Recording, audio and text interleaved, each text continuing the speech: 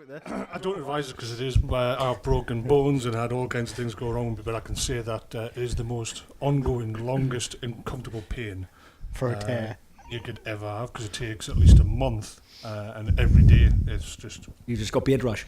Yeah, and when it starts to grow, it stabs in areas it doesn't need to be stabbed in. It's where it's gentle and soft, and it's the only thing.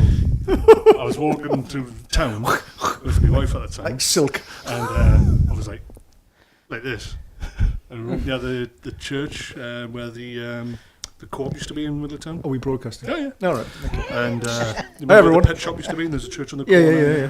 And just as I was crossing the road, the church had emptied, and all the old and infirm were coming past. And I was like, holding hands, just walking along, and she's laughing, and I've had an uncomfortable day. And just as I step up onto the curb, you know, a razor blade from hell stabbed us in the soft bits, and I went, and the old people were like, water, uncontrollable. It wasn't put on, it wasn't an exaggeration. That was my physical reaction to that pain. My right arm came up, and I went, I've lost a shoe. So after the initial shock, there was a look of concern, like, oh, bless. Yeah. Never again. Stupid idea. Well, at that point, you know, you've got to go with a choice. Do you sort of like, you know, Yeah, you're not going to explain that sort of choice, so you just try to walk it off, but you know that it's just, that pain was just immediately. It's going to happen again. Yeah. Or do you just persevere with a weird walk? So, obviously being a mature adult, I went with B. Yeah.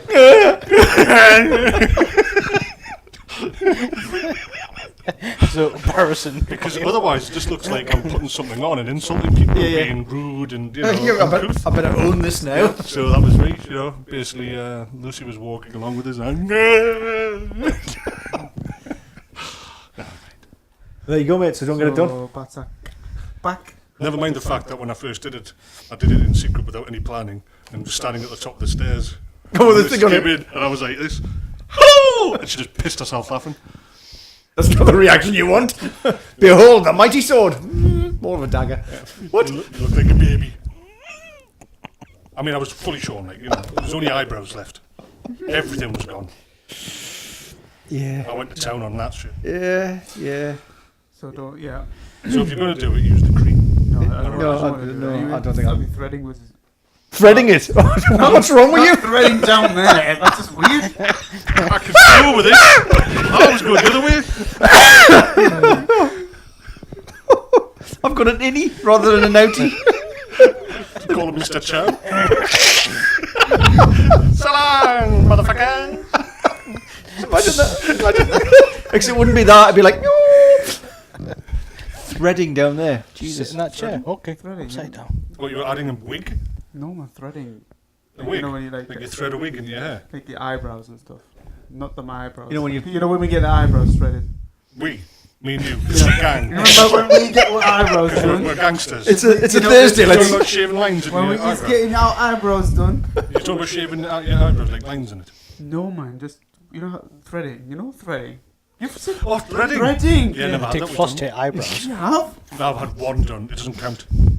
One head. I went through a point of going Turkish barbers, getting the beard trimmed, the hair done, and all that, you know, because obviously that's the next step. And they went threading. Apparently it's not. Apparently you get your old fella out and say, threading? And apparently, you know, the whole point was that my eyebrows were a bit crazy bushman, you know. So I was like, right, and this guy, I was talking to this person, I went, oh, do threading. I was like, what's that? Oh, well, they shape your eyebrow, and it's all part of the manicured look. And obviously I know that I look more like a werewolf or a bear or something than anything, because I am now.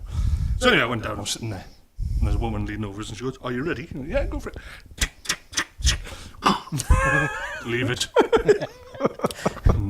Because it resulted in me having you have the fight response. I had I'm going to punch you in the face because you're hurting us. Yeah. I grabbed her arm, went, no. Came home with a razor. Similar. Yeah. Because basically, that getting stabbed in the face, it's a thread, and they just basically do whatever they do, and then they go like this, and they just go, and it rips hair out, but it hurts beyond my It should capacity. be. Yeah, it's a plucking individual. Yeah. Well, apparently that's what you got to do when you're going for the all over baby look, is to have your. I'm never, no, nah. That's got to be worse than waxing, I don't want to pluck. but it's natural. It is natural. We just gotta let it go. Otherwise, how do you have babies? I don't think we're talking about the same thing anymore. I know, like, he doesn't know he was asleep at the time.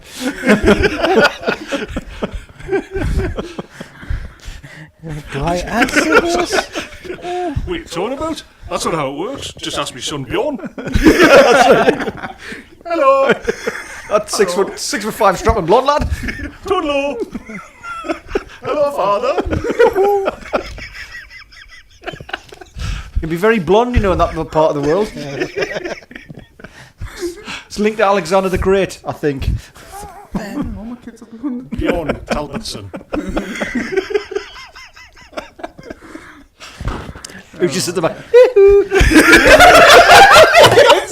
That was what Lauren did before. Get some blood.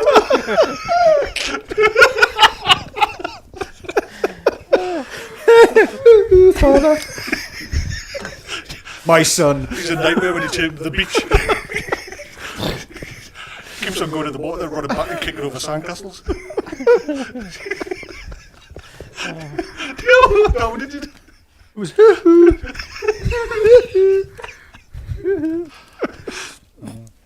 yeah, I should be able to count out his name. Thompson. that'll be for the next one. That's for the next season. 8-foot bloke. That can't be right. I'm going to thread you. No, you're not. Oh, Just kill me. And the orcs all run feared for their lives. sauna? Would you like sauna? God, I should read that from you. Peter Jim. Peter Jim? Peter Jim. Peter. Peter Jim. Jim. Peter Jim. Who's it from? Oh, it's probably Laura's cousin. That's a hell of a name. I know. Peter Jim. Yeah, he said, are you going to the gym? Are you going Been? Are you? There's no Peter here. Can't you tell? That's a strange name. That's a strange name. We don't have Peters here. Yeah. No Peter here. We've just got. Bjorn It's not you, Talbotson. it's. That's It's got that really high pitch. Yeah, it's gonna. Cause I'm trying to. Have you seen Frozen? Oh, I have a daughter. I've probably know all the words to it. You The know. guy that the woodsman finds. Yeah, in the yeah, snow. yeah. And I was doing something. I was saying something else, and obviously one of the kids went, "Get into my blood." Perfect voice. I was falling over. That's twice today. I love that shit. No, my daughter's already gone absolutely berserk because Frozen 2's coming out, but not soon enough apparently. Is it Frozen? Yeah, Lukewarm. Frozen 2, the milking. We can make some money from this. Is there a story? Nah, but we can make plenty of dollars. Dollars, what I mean. Dollars. Well, yeah. What? Anyways, Yep. threading your balls. Apparently, don't do it, guys. Yeah, don't thread your bits. Just as. Good conclusion. Yeah. Well, that's. I think at the end of all that. Consumer advice. I think at the end of that, what the Cortex Group recommends is please, if you're thinking about personal hygiene and, So, and you're trimmage about, on the area of the undercarriage, Be a please, professional. yeah, and if you can do that, seek 50% proof alcohol beforehand. Make sure you're actually knocked out when it happens. Cream. And cream. That shit just falls out. Right. Got me right. Put that sort of chemical in it. Just don't do it. Don't do it. Just be like Bjorn. Be like Bjorn. Woo-hoo. Just turn up with your bush. Boom. Woo-hoo. It's in there somewhere. Oh, there it is. It's going to be a thing now. Just like, oh. It's going to be a thing now. Yoo-hoo. Be like Bjorn. Be like Bjorn. That's a t-shirt in the making. Oh man, that's going so on. It's on Teespring. We're going to sell it if all our Cortex and aficionados. If you want, and it'll be a picture of Talbot and his son Bjorn. Some 6'5" strapping blonde guy from the wrong end of the trenches. Terrorise the kids at the beach. Come on, let's play football. Anyways, Moving on. moving on. Right. It's Friday. Episode 17 last week. Oh, well, I suppose the quick introduction. So, anybody that's watching, very quickly as well, technical-wise, the link that we had for our followers and watchers that we've had for the last however months, the link is dead. All you get is literally just the followers in bright yellow. The actual link to Twitch is gone. So, presumably, for whatever reason, it's been deleted. So we don't know. They're not happy with us, are they not? Yeah. Get rid of them. I actually checked to make sure I removed the codex group and went at it without, just to see if I could set the code up again. It's gone. It literally shows up in our website and that one word. There's no way to actually do anything with it. So website's gone, and so that's got to look into finding another way, but not important at this stage. So, welcome. For those that are watching live and for those that are going to be watching this on YouTube, where we've got a growing following, a growing group of likes. We're closing on the 100 followers, and of course that opens up doors. I don't know what doors. Some doors better open. But I get the impression if you get 100 followers on YouTube, it makes a difference somehow. Yeah, it should do. If it's not, I'm going to complain to my MP. Make it happen. Yeah, how very dare you, sir. Why aren't things happening? Yeah. So welcome to the Codex Group and the No Dice role-play system of Warhammer Fantasy Battle, 2,500 years before the current canon of Games Workshop. If you don't know Warhammer, it is a fantasy setting, European, Dark Ages sort of period, moving forward. Medieval Europe, really, isn't it? Well, it ends up in medieval Europe. Yeah, At this eventually. stage we're kind of No. we're at the Bronze Age. Yeah, I was on, going to say really. we're probably the Celts, the Goths, the Yeah. Visigoths, all that sort of thing, yeah. That's exactly where we are, in fact. Yeah.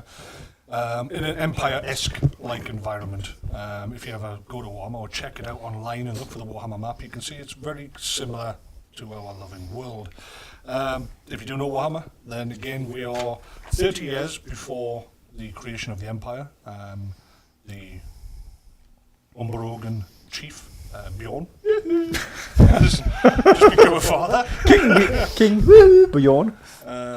He's got a newborn, less than a year old, known as Sigma, and this is the untold histories, the untold story of the fall of the Semnathai, an immoral group of druids. Well, druidic. Druidic, Yeah, they're not actually druids. law speakers and advisors who have controlled the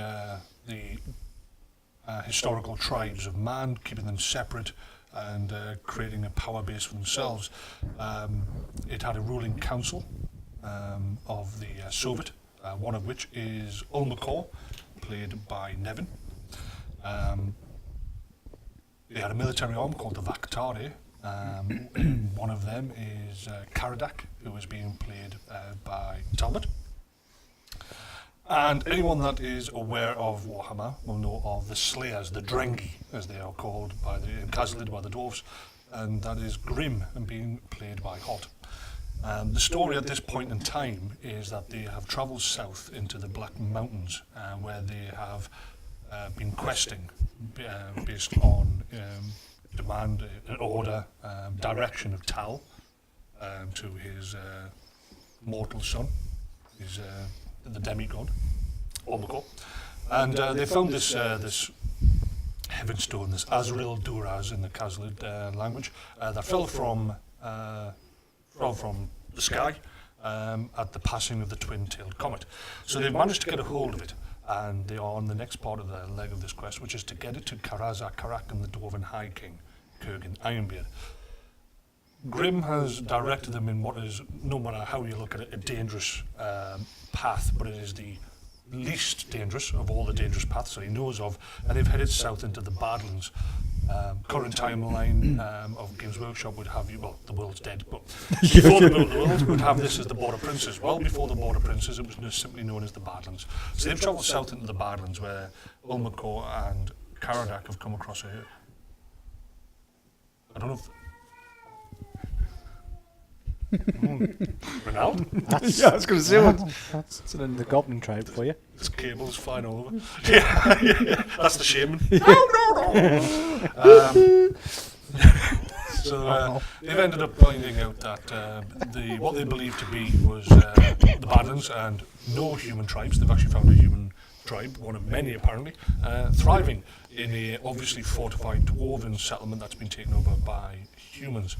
From there, they were travelling in a southeasterly direction along the Dwarf Road into the Silver Pass, on the way to Kazad Urkbavak, and or prior to that, of course, as you've pointed out, Grim, that they were would come to a dwarf hold beforehand under the one of the watchtowers. Yeah. Do you remember what it's called? Was this before the village again on that? No, it's at the village. It's when they get into the pass.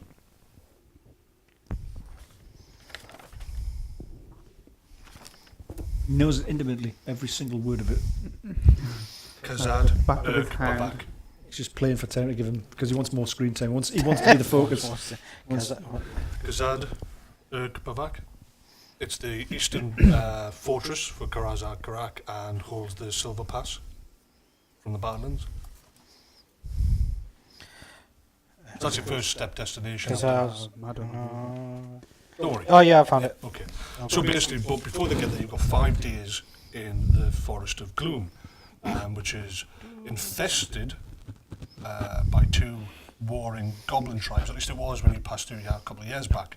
The Gloomfang Tribe and the Black Spider Tribe, who effectively had a natural border of the Dwarven Road. The humans settled in the Badlands. They don't go into the forest. And the dwarves, when they do come this way, are not using the Ulmakor and Caradak, the underway. When they do come in the service, they come in heavily armed groups, but it's been a while. There's really no need for the dwarves to come this direction, this way. And of course, the dwarves have the age-long war with the greenskins. So, you have spent the first 24 hours in the forest. You camped and woke the next day and found yourself effectively surrounded by a very large amount of greenskins. A particular breed or species of goblin that you haven't seen but recognisable. You've identified them as forest goblins. You interacted with a shaman, and instead of attacking you in force, as these groups all want to do, you've got first-hand knowledge of that, defending the Slayer Keep in the north. They were silent, not loud and gibbering, heavily controlled, and waited for you. And they, in fact, even tried to broker a peace by offering you a much mutilated but fresh corpse of a deer as a gift. Believing, no doubt, that they'd pacified your concerns because they asked you to follow them as opposed to killing you. And obviously the gift worked, not their massed numbers all silently staring at you. Pretty sure one of them said, "Eat the dwarf." Yeah. Well, Think of a dog giving you his the tennis ball covered in slobber, and you're like, oh, thanks for that. No, you must have it. Caradak did have a nibble. What's Caradak? Nibble of what? Mutilated deer corpse. I didn't. He did. Just before he stabbed you in the finger and sucked on your finger. I thought you sucked the finger. No, you were eating when he came over. It's like, You were sampling. it's like a scene out of Ghost, isn't it? Just going to go around and start building pottery. And he went towards him and he went, Irk, and he went, no. He looked at you and you went, okay. And he went, dink. And you went, oh. And he put a spider in That's his new. mouth. And then he ate a spider. Yeah. And he had a form of, well, he had an able to basically communicate. He had hepatitis, and now so does Caradak. Yeah. Obviously, you're not able to speak. You can speak some of the Very- Kazakh very- language, the Goblin tongue. Very basic. So between you having some knowledge of basic words, and this creature having some basic words of Human. Reichland, the human common tongue, and whatever cast, you realise you'd cast a form of magic, some spell, and you were able to communicate, though even with this it's still broken, simply because the language is so alien. There are a lot of words that simply don't exist between the languages. Yeah. So anyway, you went with the fella because he was like, come and chat. You met the chief where you immediately insulted him. What? Called him Dularam. Yeah, how you doing, long arm? Yeah. To the goblin chief with a shriveled, blackened, burnt, Yeah. crippled arm. Hello, Crippler. But no, that was a setup. Right, cabbage. That was a I setup. don't know what Dularam meant. Keep on saying it though. Oh, you're that Dularam, aren't you? Long arm. And as the hate built, you go, Dularum. Yeah, it seems to be having an effect. Crippler. Called you stunty or something, didn't he? Well, that was the other thing, is you were trying to work out what was being said and some of the things that you passed on. He repeatedly and consistently, stunty seemed to be a regular word used in no matter what sentence. Yeah. It was constantly stunty. Stunty. What? Him. Stunty. Stop calling me stunty. Yeah, you got the impression they were like, as they were wandering back to the camp with you, that they were saying, Can we eat you? the dwarf? Yeah. And I suppose the quick reply was far too fast for you. You picked up like 2 words of the entire sentence, but one of them was no. More pepper. He's not done yet. We need to shave and wash them, you know they're dirty. Full of maggots. Worms. Tubes. So you got to the camp. The camp had a very distinct, fresh look about it. You know, it's not fortified. It's even by goblins. This is a very. I thought you meant like fresh, as in it was like not like open sewer. Well, it is. Yeah, that's what I was fresh. It is open sewer. I thought it was just like turds everywhere. Yep. So it's it's a stinking mess of goblin Feces. effluent. But the main point is that the camp is not in any way fortified. There doesn't seem to be any sort of evidence that this is somewhere that a tribe at war, or a war-like tribe, no matter how you look at it, was put down. Which you know that goblins they can build wooden contraptions and war machines. And, they build up a fortified town, and you would think they would obviously build something up to defend themselves. This is obviously a temporary camp. You found the chieftain, for example, crouching down in an old cold fire pit, just scratching around in the dirt and dust. The obvious shaman that brought you here then scooted off, and another shaman had approached you right at the end. This shaman is far more extravagantly dressed and adorned with feathers, a full headdress of feathers and bones and all kinds of things, bird bones and goblin female. Obviously even more extravagantly and therefore ranked. They communicated with you that they had a problem. They said that if you were to continue on your path, you would come across bigger ones and die, effectively. If you help them, they'll help you. And the help they need is that a biggin, then they give you the name, a biggin that they call Grumok. Oh, Grumok. Grumok Kaidar Sanaton had turned up with biggins. He'd worked out a way to explain that there was 20 of them. They'd shown up. He got all his men.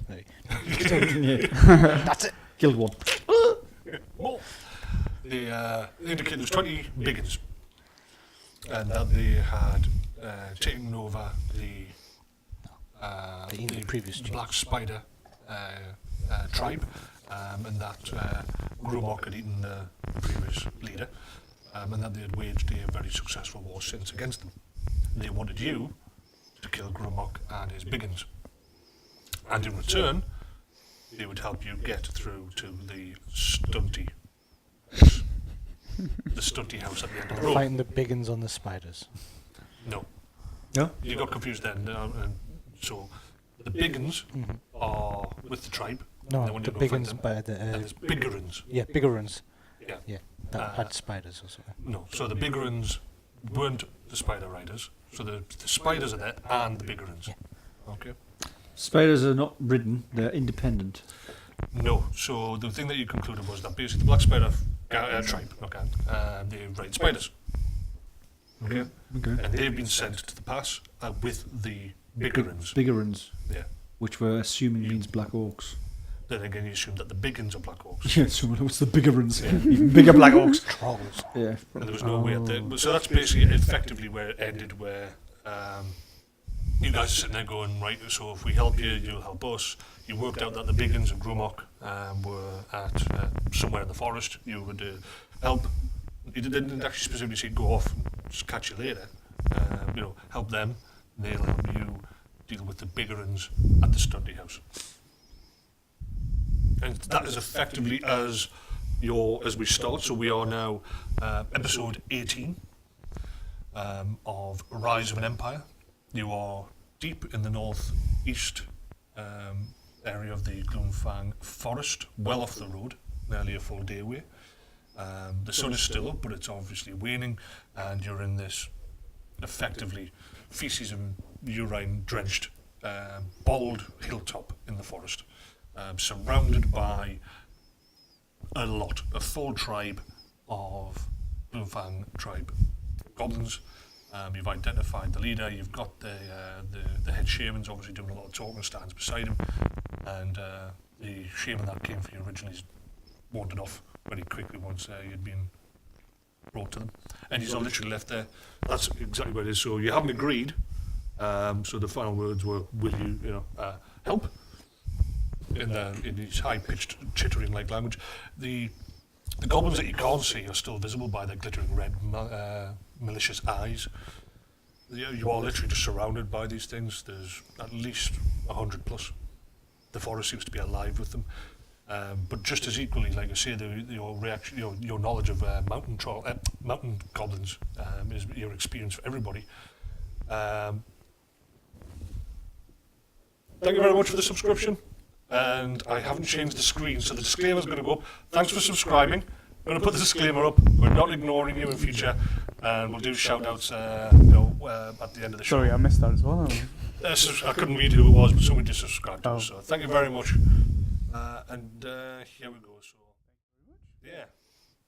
There's the disclaimer. I hope you don't mind. It is literally just, we're going to stay in game, and didn't want to sort of do that, but you got us there, and that reminded me, so thank you very much for that. So, in this temporary camp, the creatures are remarkably silent, which goes against... They're just watching us, basically, is that? No, even when they're acting around, they're moving around, you can see some of them break into scrabbled fights. Some are eating, they'll eat on rotted meat. You can see that some of their corpses are there, and they're being eaten, nothing goes to waste. It's just eerily silent.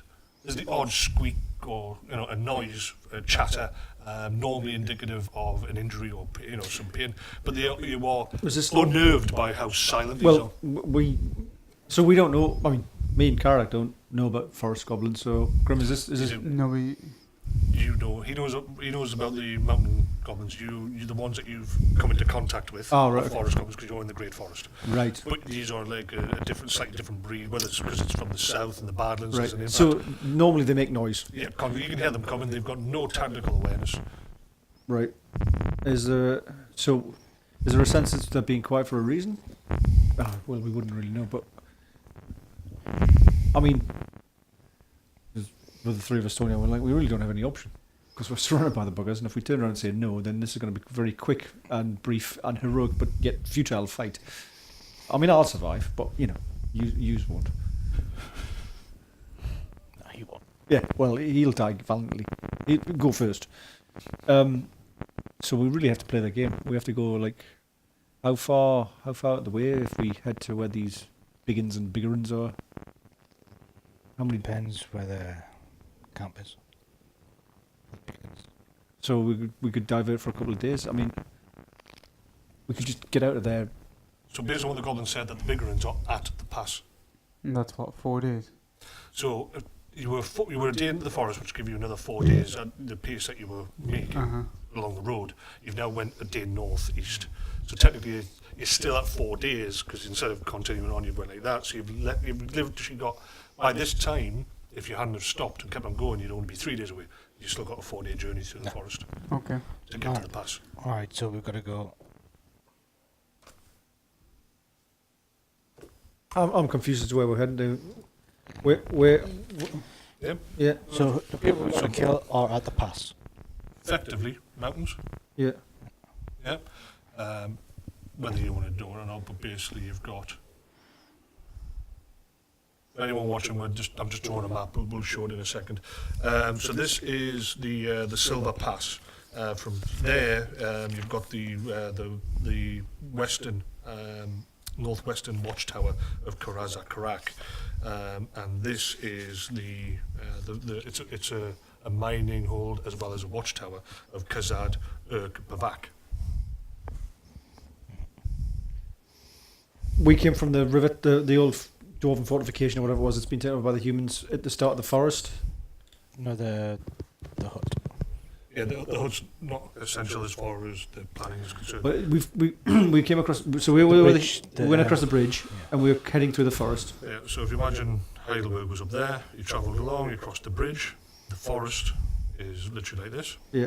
Yeah, you've got mountains. This is the Black Mountains to the north. Forest there, this is the Badlands. Which way did we come to from the Dwarfhold? So that's from the pass, came down, the river travelled like that, you crossed over the bridge, and you went to about there, so you imagine day one. Yeah. You've now been travelling in this direction a good day, so you would estimate. Somewhere like that. And we were heading for there anyways. So you're heading, that's the direction that you were supposed to be heading. 5 days would get you to the Silver Pass and Kazad Urkbavak, and then it would be a further day to Kazad Urkbavak. And where did they want these big uns and bigger ones? They just said South. it was pointing back the way, so yeah. So imagine that effectively north is like that. Right, so they want us to head somewhere in that direction. But this is the Gloomfang Tribe, Yeah. and this is the Black Spider Tribe. Yeah. And we don't know where their encampment is. No. So perhaps we need to speak with their leader. And we're going to show that up to so that anyone can see what we're doing. What is that? What are these scribbles? But that These mean nothing to us. Oh my god. the camera's I forgot the camera's not here. Can you see this? That doesn't help. I can't see anything. So tell me when I'm close. closer, I need to get closer. closer. I'm coming. Don't fall. Shut up, Up a you. little bit. Up a bit. Shut up, you. So, Closer. oh my god. Closer. Are you kidding? No. Oh my. Yeah. Up Is a that bit. better? Up. Turn it sideways. What? No, No. Tilt? So I think they can see it from Yeah. there. Hopefully they've got a big enough screen. Okay. Right, thank you very much. Is that it? Yep. Alright. now dance. So that's, yeah. Right. Well, we've got no choice if we don't want to just die here. We've at least got to play along. Well, Have you travelled into what they're calling Black Spider territory before? Do you know any paths, or are we just wandering? it's the one that we were trapping at. So we just be literally this vast forest we're just wandering through in the hopes that we'd stumble across, because all we've got is south. I propose we go south until we lose these buggers, and then we get back there. It's your choice. Well, we don't know where these people are. These things are. You've never been that way. Do the goblins know? Well, they never told us if they did. So remember, you're speaking very quickly so that they can't follow. Yeah. They are all around you. You know, the shaman, Yeah, but they the don't chiefs are still very eagerly waiting for you to agree. But they don't actually speak break. From what you understand, the shaman obviously have some capability of something, so which is why you spoke fast. Right. Well, we'll go. So I'll head. The shaman's still there, is it? Or is it the king? Yeah. Or the tribal leader? The shaman's both, there. yeah. So well, you are surrounded anyway. So go over to him and I need a stick or something on Yeah. the ground and like so you end up with a bone. with dirt anywhere Yeah. and basically draw this Draw very cursory and say and point and go where are we heading? They point effectively to very much near the southwestern end, or southwest section. So roughly Yeah. somewhere around there. Yeah. Right. That's about 3 days, based on the And- scale you draw. If they're If they're anywhere accurate, and also there's no other paths through here that historically would be taken. We'd be just slogging through the forest. No, we need to head to that. Yeah, you know what I'm saying. If we have to get to here, and it's 3 days, it's 3 days through the forest. It's not 3 days on a road. No, There's no other roads. We'd be literally slogging through. So what are our options? Oh. We agree Well, I think we do or agree. not? I think we agree straight away. I don't think there's any other option. We agree. We're not getting out of here if we don't. So we need one of these to follow us.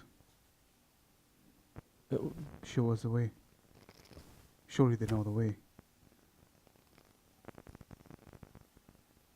Just one more to kill when we want to bypass them. I mean, based on the numbers that they've got and the concept that they cannot, they're under dire threat, they're losing the war. It's suicide if you're just you three. There's no possible happy ending if it is literally just, they're saying, go on then, crack on and go kill them. If they're being defeated, there's hundreds of them here. So... Yeah, but they're not like us, they're not... Yeah, sure. Yeah, they don't have hero weapons. No. They're not like demigods, are they? No. It's a small chihuahua. Oh, that's in its cage. I was thinking, what the hell's that? So you suggest we're going to lead a raiding party? Yes. I'm assuming we're not fighting these alone. I was assuming we weren't fighting anyone. But that was my... Well, you decide, Master Ulmakor. Oh, now it's Master Ulmakor, is it? Suddenly the subservience comes out. I couldn't possibly say anything. Well, Too busy getting my fingers sucked by goblins. you may technically only need to kill one. Finger. So your experience, because you're the one with experience with fighting Black Orcs, is no. All 20 will die, have to be killed, because they'll just keep on attacking, because Leadership, I was thinking. they won't consider you to be a leader. That's not how it works. I'm your leader. No. No. No, you didn't. No, they mix each other, find out who's who. No. I was thinking, no, so. If one of them killed the other one, then he would automatically become leader, end of. Because only one would bother to challenge. Very much animalistic as far as the pack's concerned. You come along and kill them to see as an advantage to eat you, and then one of them would automatically take control. They'll probably fight afterwards. But during the fight, they are crack troops. They are hard to kill. Very hard to kill. They are extremely powerful. We're not talking about the forest goblins anymore now, will we? Right. That's if it's Black Orcs, based on the fact that you found one that you identified as Black Orc in the forest, in the mountains. Right. You'd never seen one before, and you went, that's a Black Orc. Yeah. No, look, it's just a feral group of Balrogs. I'm thinking the big uns are orcs and the bigger uns are the black orcs. Oh, the big Bear in ones mind, are from your point orcs. of view, And that's what. yeah, There's a difference. yeah, exactly. They're all. Because you fought goblins. Yeah. You know of orcs. You never physically Other seen than that one we saw. and then you've seen that big thing, and you went, that's a Black Orc, and you're like, bloody hell. Yeah. That's huge! Or it's black orcs and trolls. Or it's trolls and a troll hippogriff type blend is only Warhammer can do some strange thing like that on a horse. They can't make up their own. They've got to steal it from Yeah, someone he's else. got to take it from someone. So Maximus. it's Terminators. Terminators. Been sent back to the future accidentally too far. Into the wrong This part. one just got left. Yeah. Yeah. Right, and Daleks. Which they've renamed the Daleks. Yeah. Dulix. Dulix. Yes. Because, copyright. Right, well, we're obviously going to have to talk about this, but are we seriously think we're going to go 3 days out to do a hit on a load of Black Orcs for no reason whatsoever? Then let's not do it. Yeah, but we can't just say, thanks for your kind offer, but no, we're really busy. We have an appointment elsewhere. Stop eating me. Thanks for all the fish. Yeah, please stop eating me. These things are particularly hard, I would imagine, to evade, to outfox, to sneak away, to... So goblins are, from your experience, and yours obviously to be fair, because you fought them as well, so you've got an idea of what goblins are capable of. They are not intelligent per se. It's not through mastery and not through intelligence that they've mastered this crude whatever magic it is, and you've never, the 7th I never bothered to study their magic. It was beneath them, and seemed to be more elemental if anything, and not in the sense of the Homord style magic either, just something that's very crude like them. As far as goblins are concerned, they are intelligent to a degree. It's a cunning intelligence. They can survive in a location that you couldn't, for example, but that doesn't make them intelligent. A rat can survive where you can't. They're not capable of real strategy. They charge and attack en masse. Tactics are really generally beyond them. And they very quickly fall under the command of more powerful creatures. They are very scared. They're very fearful creatures. You don't know of any that are silent. This is the first time you've come across goblins that move silently. That is a brand new one. In all the fights you've ever had, they are loud, screeching. It's part of their bravado. It keeps them going. And normally they're screeching to get away from the big uns that are attacking them. In your case, in the Great Forest, They don't even have that, so it's the shamans, that will rally them forward.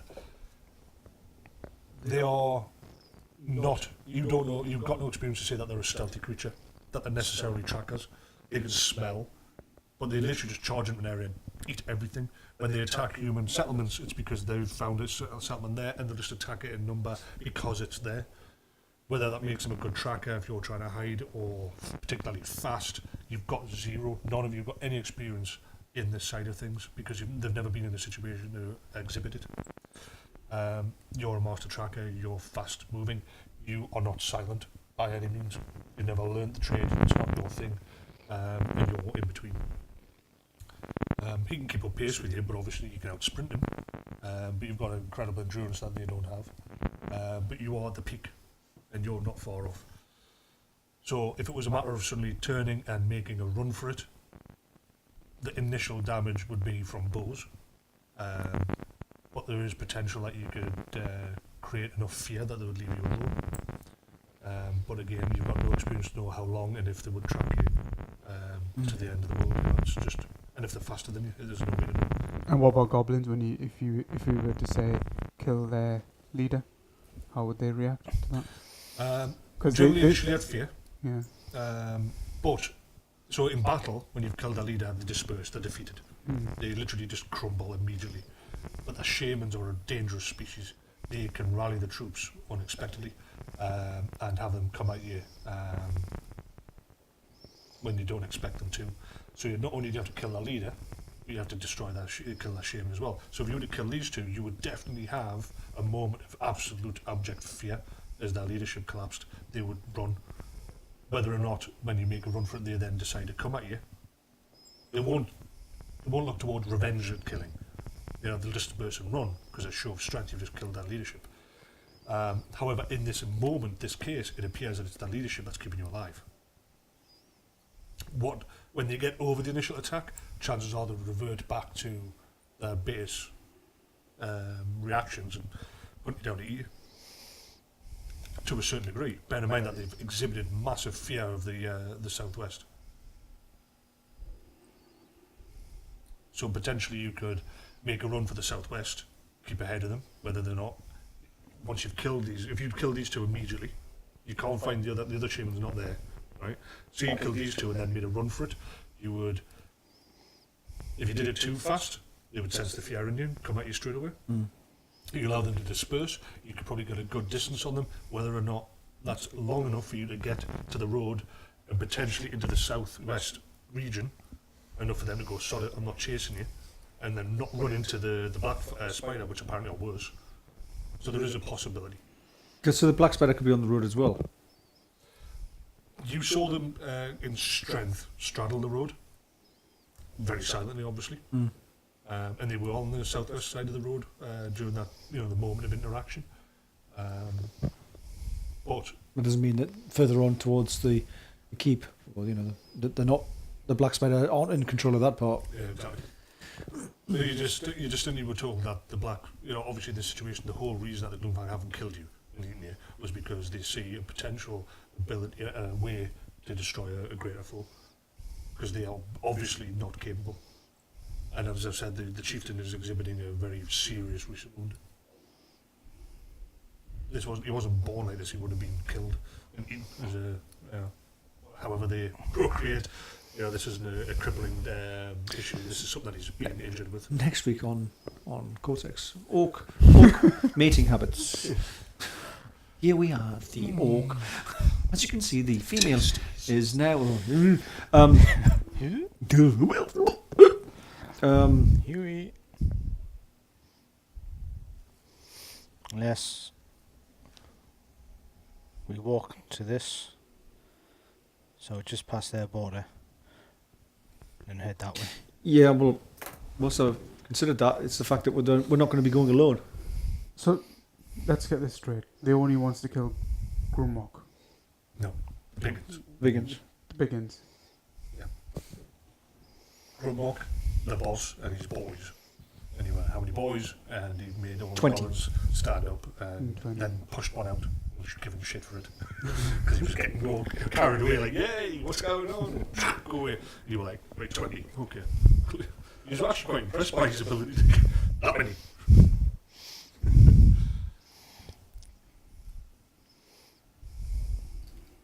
Right, well, we're going to have to do this. Either way, we take care of a threat. You know, we have to do this because Again. we're stuck and we're not going anywhere now. And at least if we're getting movement, we're moving. But we can think on the way of how we're going to get out of this. But we just do it and we head with them. But we're going to have to. We're obviously going to be going with some sort of raiding party because we're not going to attack 20 of these, 20 or what else they're associated with, spiders and all sorts. So we need to take a group. I mean, we can't go by ourselves because then we're just going to die with the black spiders and these orcs. The How chief about we wants take to a get small hold of- group, scout, and see what we're up against? We can't just walk in and go in and No. into the unknown.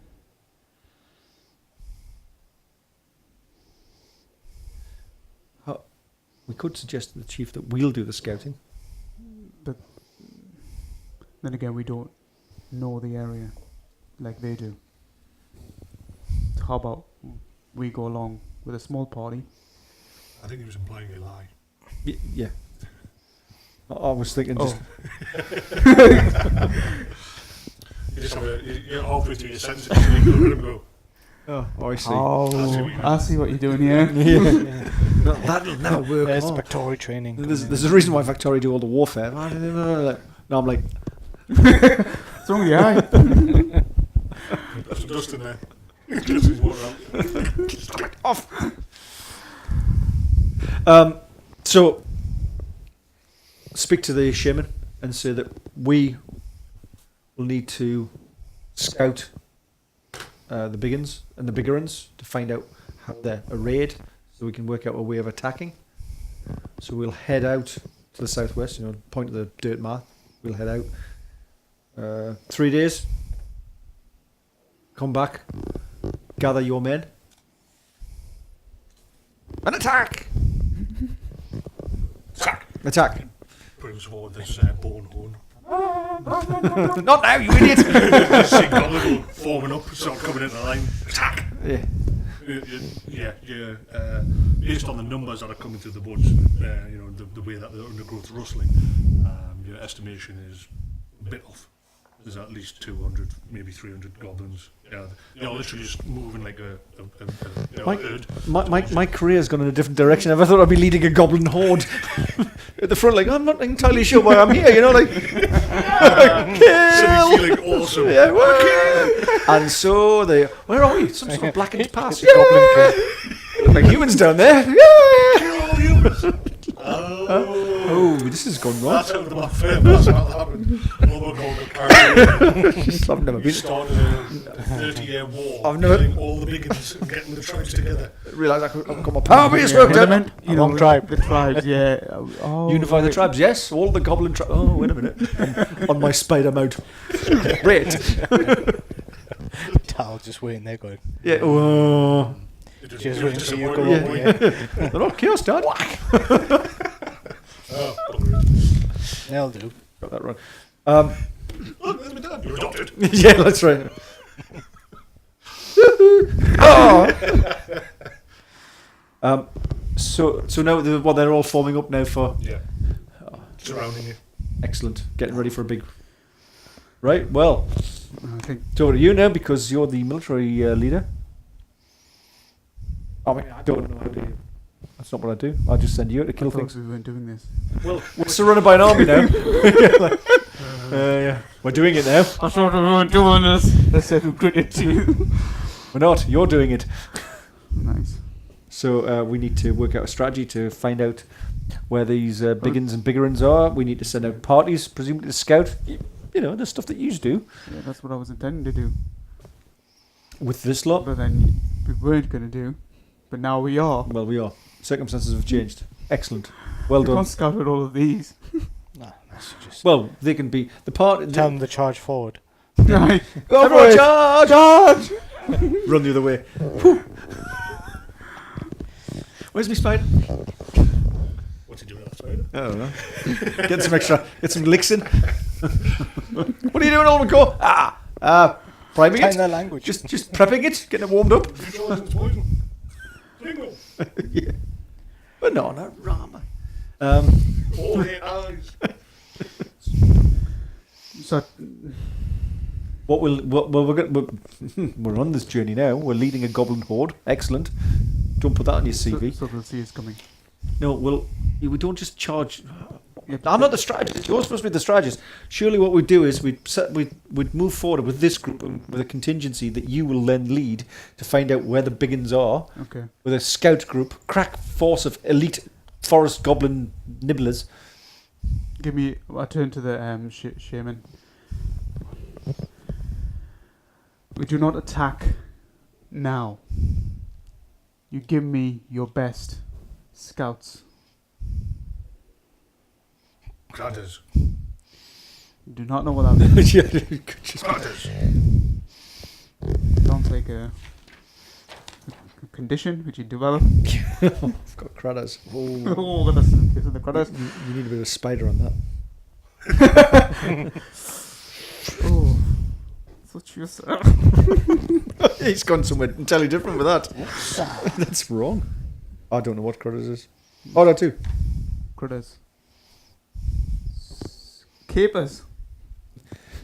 Stealth, thievery. Yes. Yes. So we nod. Yes. Yes. How many do you need? 4. 4. Pull up your fingers.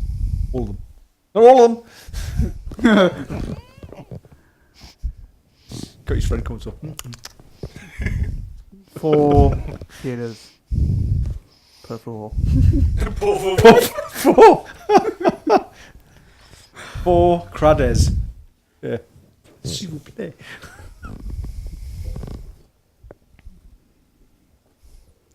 Looks like you, because it stares around, there's lots of checking going on, the languages, they're talking far too fast for you to pick up on it. 4 critters. Cradders. Critters. 4 What have I critters. what have I just said? 4 critters.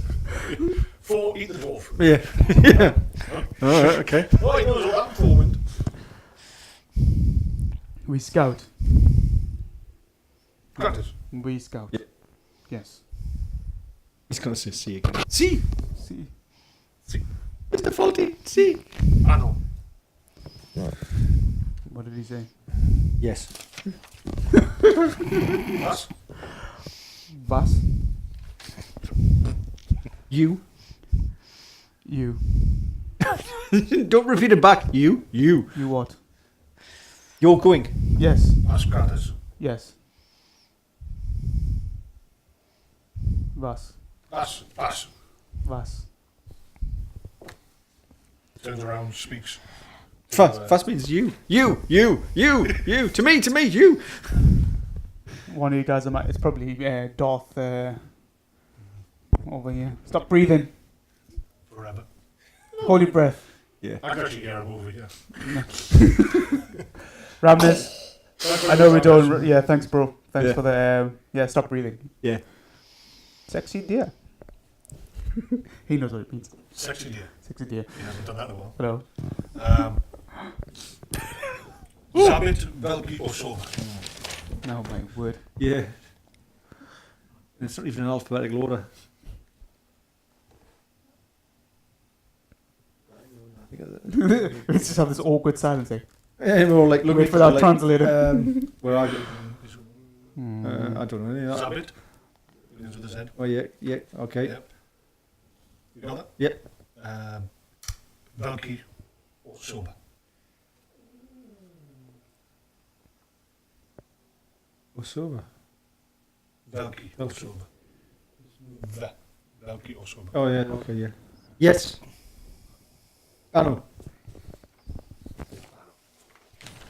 We're gonna go kill the big one.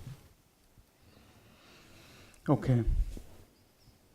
He then rips into the crowd around him, high pitched, far too fast to follow. But basically, you're hearing certain words that come through. Rozor's rat, meaning eat. You hear Staring at the dwarf. Ovladat, master. And things like Kratki, quick. and then the crowd starts to move off.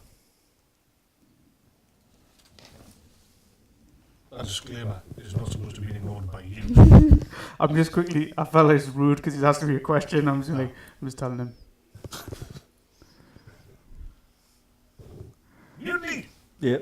Ramnas, we love you. Yeah. Oh, I forgot. Okay, this is so much easier to do. Yeah, Ramnas, we love I don't you. know why you've I don't know. We can hear you. I know, but I didn't want to ruin what you were saying. But you just Just have, yeah, because the flow might get broken as we're all sitting here. Right, yeah, so they disperse. You can see that they move off into the forest itself and very quickly out of sight. You know, your eyes as the sun is starting to really sort of come low now and the forest of gloom is really earning its name. All three of you have very good night vision anyway. But their natural ability to camouflage themselves, which is on this point just been a fleeting observance. You know, what they wear, their low to the ground, their skin colour, they naturally are creatures of the night anyway. But again, it really emphasises the silentness, because even when they crowded around you, there was no noise. And you've seen them around leaders and you've seen them around shaman, they'll still make noise. Yeah. So it's not particularly these are, we don't like people talking, it doesn't work, that's not how the brains work.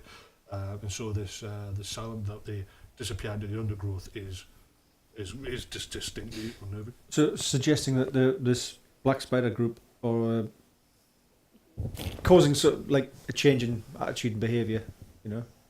This is not, they're obviously getting panned by this lot. They really don't want to attract any attention. You need to be on your toes. And you don't want to be anywhere near where toes are required to be on, because you couldn't get much quieter unless you were to, you know. Snap. Yeah. Emphasizing point. Yeah. Crunk, crunk. I mean, like, you'd need a kettle drum to make yourself slightly noisier than you probably are moving through the undergrowth. Probably singing as well. Hi ho! Just go through. Shut up, dwarf! Start singing a dwarven chant. There was 3 in the bed, and the little one said, "Oh my God, I'm coming." Shiver.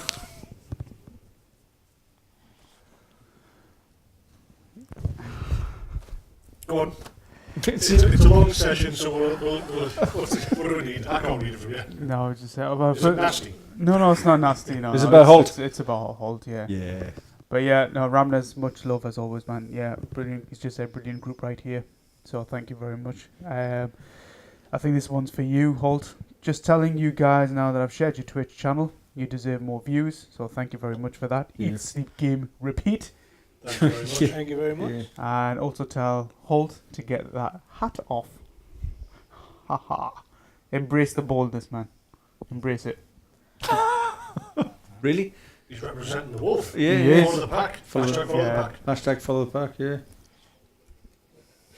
So there's a reason why he's wearing the hat. Yeah. Because it's part of his uniform. And actually, I'm just realising because of the angle of the camera. You can't really tell. Normal, Yeah, you can't you really can't see see it. that we're all wearing the Cortex paraphernalia. We've got branding. Yeah. I can't see the back. Yeah. Shut up, big wolf. Yeah, yeah. There you go. Yeah. Right there. Now you broke yourself. Yeah.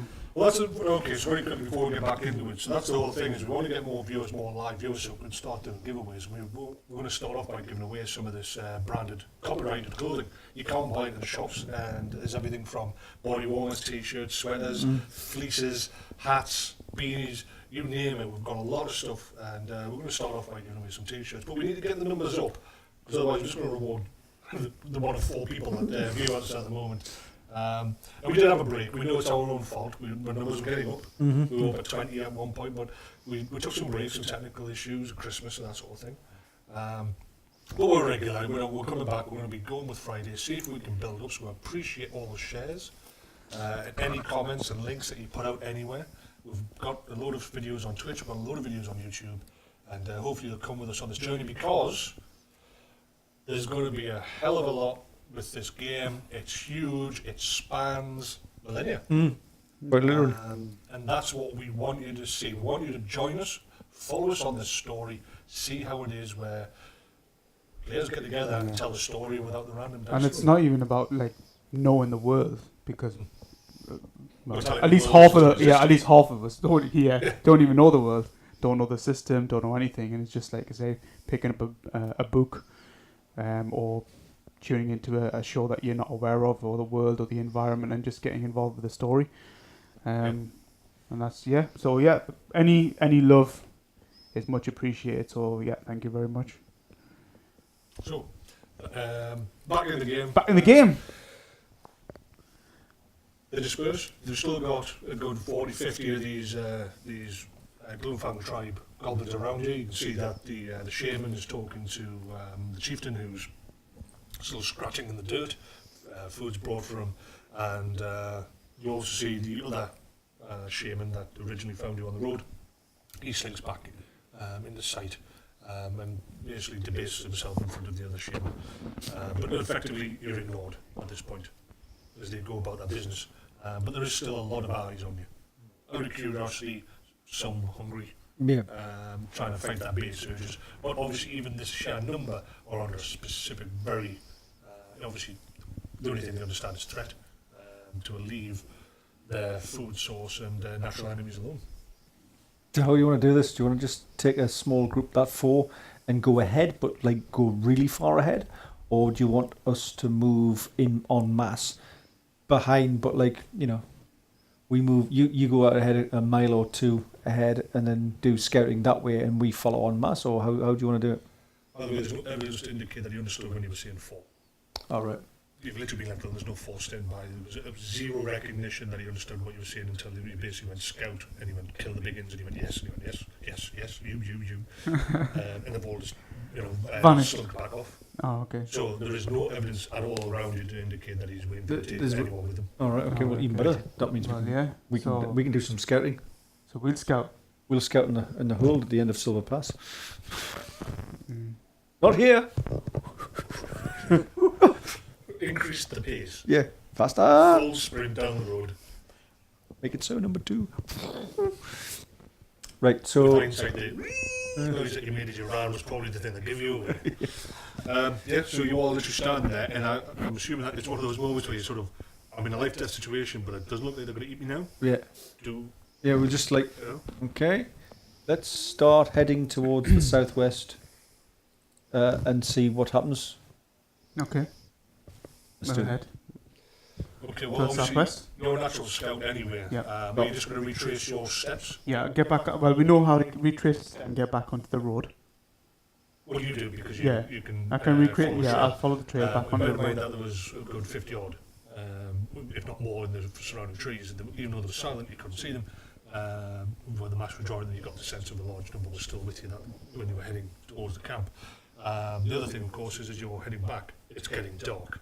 And though you have good night vision, you're not sure if they just follow follow gentle when they came this way, because the trail you're following is his. There's very little to show that a large group of goblins came to you, and that itself again is not normally for forest goblins. They will still leave a trail. A large group cannot otherwise. They drop. The crap as they move, they break things. They'll kill animals en route through. You clear a trail even in the gloom of the forest itself, because your ability to see in the dark. Are we assuming that these guys actually mastered stealth? Because the fact that we didn't even hear them. Yeah, We weren't even aware. You were awake. Yeah. We were. Yeah, we were awake, and we still didn't. We weren't aware that they were there waiting for us. Yeah. On the road outside the So ruins. we're gonna have to assume that they are going to be following. So it won't be the simple case of a run. Well, let's test that out over a period of time. Let's test it out. Let's go. Billy Big Steps, woohoo! Starburst. All of them. Yeah. So, think that one's through. 100 each. It's a fair fight. I'm looking for them. Right. Well, what I mean is that we can keep on see whether over the next, as we head towards the Black Spider area, we can keep on testing to see whether we can spot these buggers and whether we are being followed, whether they are being shadowed, or whether we are being surrounded, or whether we think, well, actually, we're on our own, right? Unless they've actually gone full force to attack, because somebody said so. As soon as you hear fighting, we just... Oh, yeah, as soon as it kicks off, we'll be the other direction. So you're saying there's a chance you suspect that they might have actually gone on to do the attack, thinking you're following on quickly. They're getting themselves slaughtered. Yeah, I don't. Where are our saviors? Yeah, come on. Where's the cavalry? They're just following. Yeah, they're nearly here. Meanwhile, Yes. running down the road. Quick, faster. They should have said stunty. Ride that spider harder. So yeah, we'll retrace the steps back to the path Yep. and then head southwesterly. Are you going to take a break? The forest looks, no matter how far you go into this, how far you go, it looks no different from tree to tree, especially in the gloom of the forest itself and that sort of, you're not seeing in colours here, you're literally just seeing in greys and darker greys. Everything looks the same. We've been awake all day. Is this like? Yeah. All right. Well, You've done a full day's march and now you turn around and heading off into the night. Oh, okay, well, we'll Sun goes down within Yeah. an hour of you leaving the camp. A slight chill in the air, nothing uncomfortable, nothing you have to worry about. right. Let's we'll camp out. let's camp. Yeah. So We'll make about an camp. hour's journey, just Yeah, make drop camp. Yeah. Get the marshmallows out. You know, Before we get to the. bottles of Jack Daniels. Well, you're a day's march away, so you've only got a 1 hour back on yourself. Yeah. So you've still got effectively a day to go, depending on what time you get up. Will obviously depend on what time you expect to meet the road. Right. So you do your usual. Mm-hmm. Enjoy the watch. Yeah.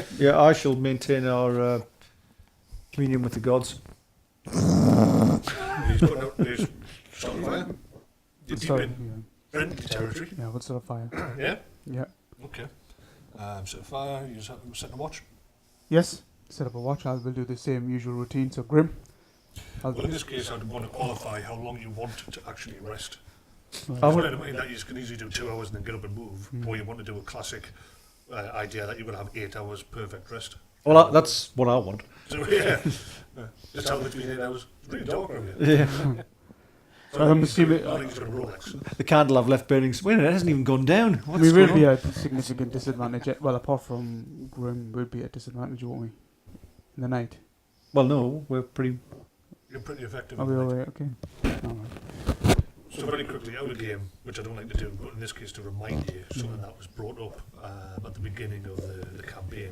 When we met. I think it was. Yeah, you've got an ability that at the time, and I don't think we've actually found a reason for you to think otherwise, you can see in the dark. Okay. But he never explained it, and you've never questioned it because you don't know it's wrong. You just know that you're really good at the dark compared to everyone else around Right, you. okay. And you just, like me for example, if I'm like off in the forest, I'm thinking, oh awesome, I'm just better than everybody else. Not, I'm a freak. I can do something nobody else can physically do. You know what I mean? Because even everyone has night vision. Mhm. You can't quantify that yours is so much better because you. Oh, can you see that tree? No, I can't. I can. My night vision's better than yours. I'm just better all round. I bet Yeah. you said that the other Victoria there. Can you say that? You can't. I'm better than you. Yeah. You know what I mean? There's no measurable concept, right? The simple fact is you can see in the dark, Okay. That's fine. and you've always been able to. All right. But everyone else can. You just don't know. So it'll just be the case of what does Master Ulmakor want? So we did something that we would have. Gone to sleep. Yeah, I'm communing Yeah, with the gods. I'll take first watch for a couple of hours and then I'll wake him. I mean, look, I don't need like an entire night's sleep. I am. I think 4, then we'll move. So 2 hours and we're moving. 2 hours. Before, and again, so very quickly, I've allowed it to get to a certain point which I should have started with. You obviously know your endurance is fast.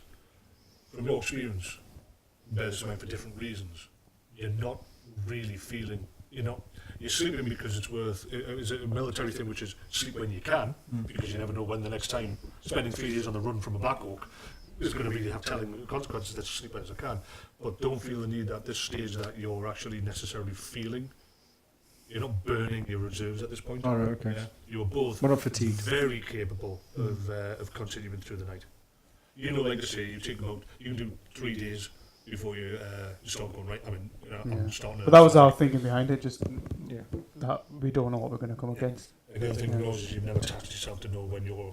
When Well, I know that Caradak can carry me for 3 days on his back before he gets really tired.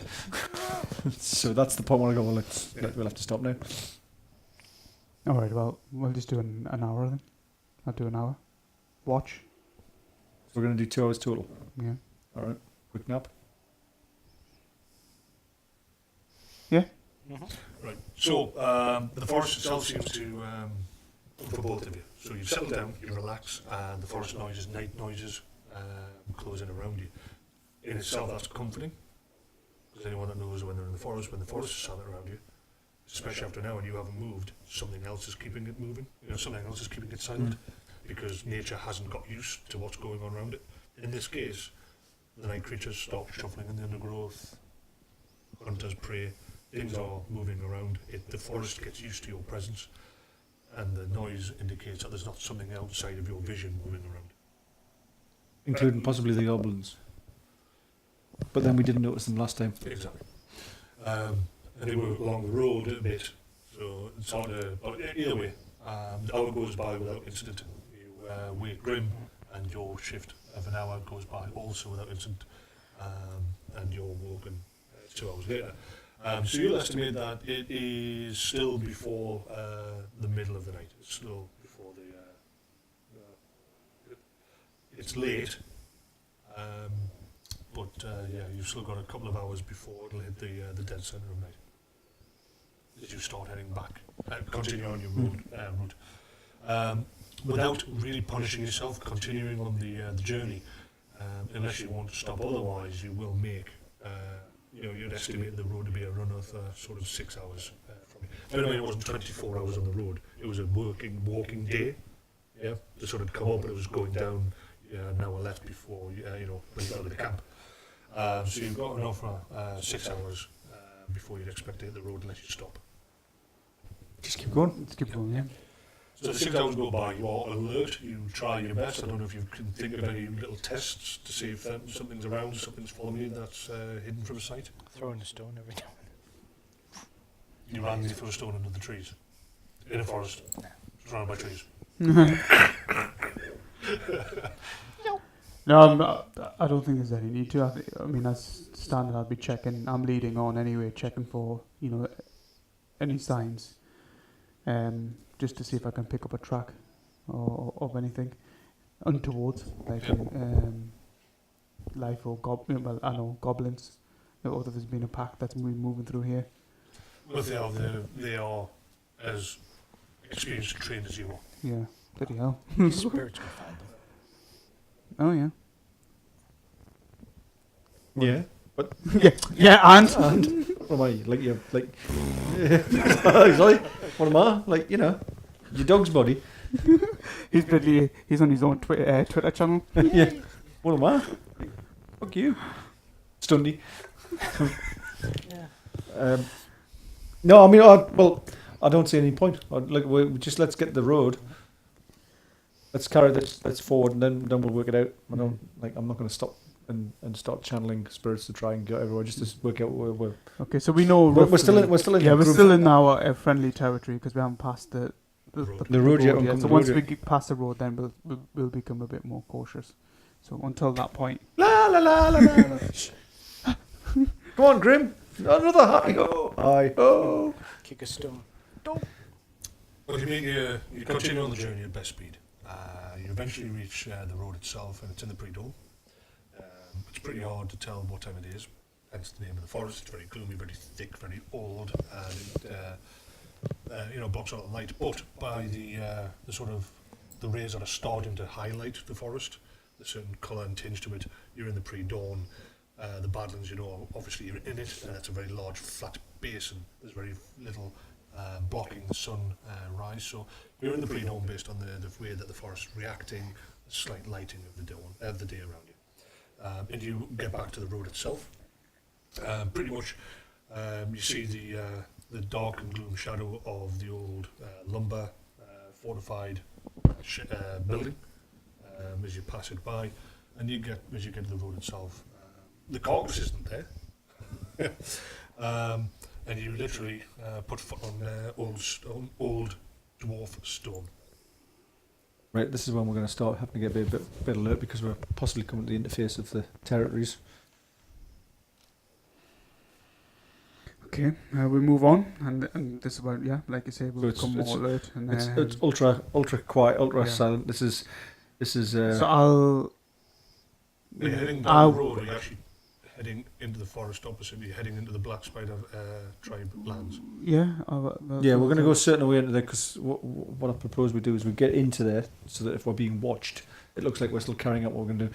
Then we're gonna start doing some tracking and some backtracking, so you can find out whether we're being followed, and I'll do some stuff, and you should stay put. Don't do anything. Don't even breathe. Don't breathe. You leave him on the road. No. When we get into the Black Spider. Oh, sorry, when you said stay put, I thought you meant now. Yeah, because he won't be there. He'll be eaten. Or he'll be eating something. Yeah. Right. You cross the road into the Black Spider tribe recognised territory. You're walking that way. You become accustomed to the dwarf sounds, the sounds that he makes. You know, the loud crack of a branch. You do the best you can, but it's really not doing that. Bull in a chain shop. Yeah, you know, he has zero experience, skill, or training at all. And obviously, he knows that he's trying to be quiet, but as you say, after a while, he realised that even in his best attempt to you guys, he's loud. And then, yeah, you can tell that he just gives up. Nah. Yeah, I mean, the growth is literally head height. You know, he's like, at least you probably stop the grumbling. Or maybe you don't. I'll go back on the path. Yeah. It's a lot easier. Hence why we made a path. Grab his balls, and he walks off. So you head, how far or how long, I suppose, really, in this sense? There's not so much distance. Well, how long have we been travelling for? So you've done about, you'd estimate, when you got to the road, you've done, based on your previous journey, you'd estimate around 8 hours. Right. You obviously, so... We've been travelling you did an hour, the rest of 2. Yeah. You did another 6.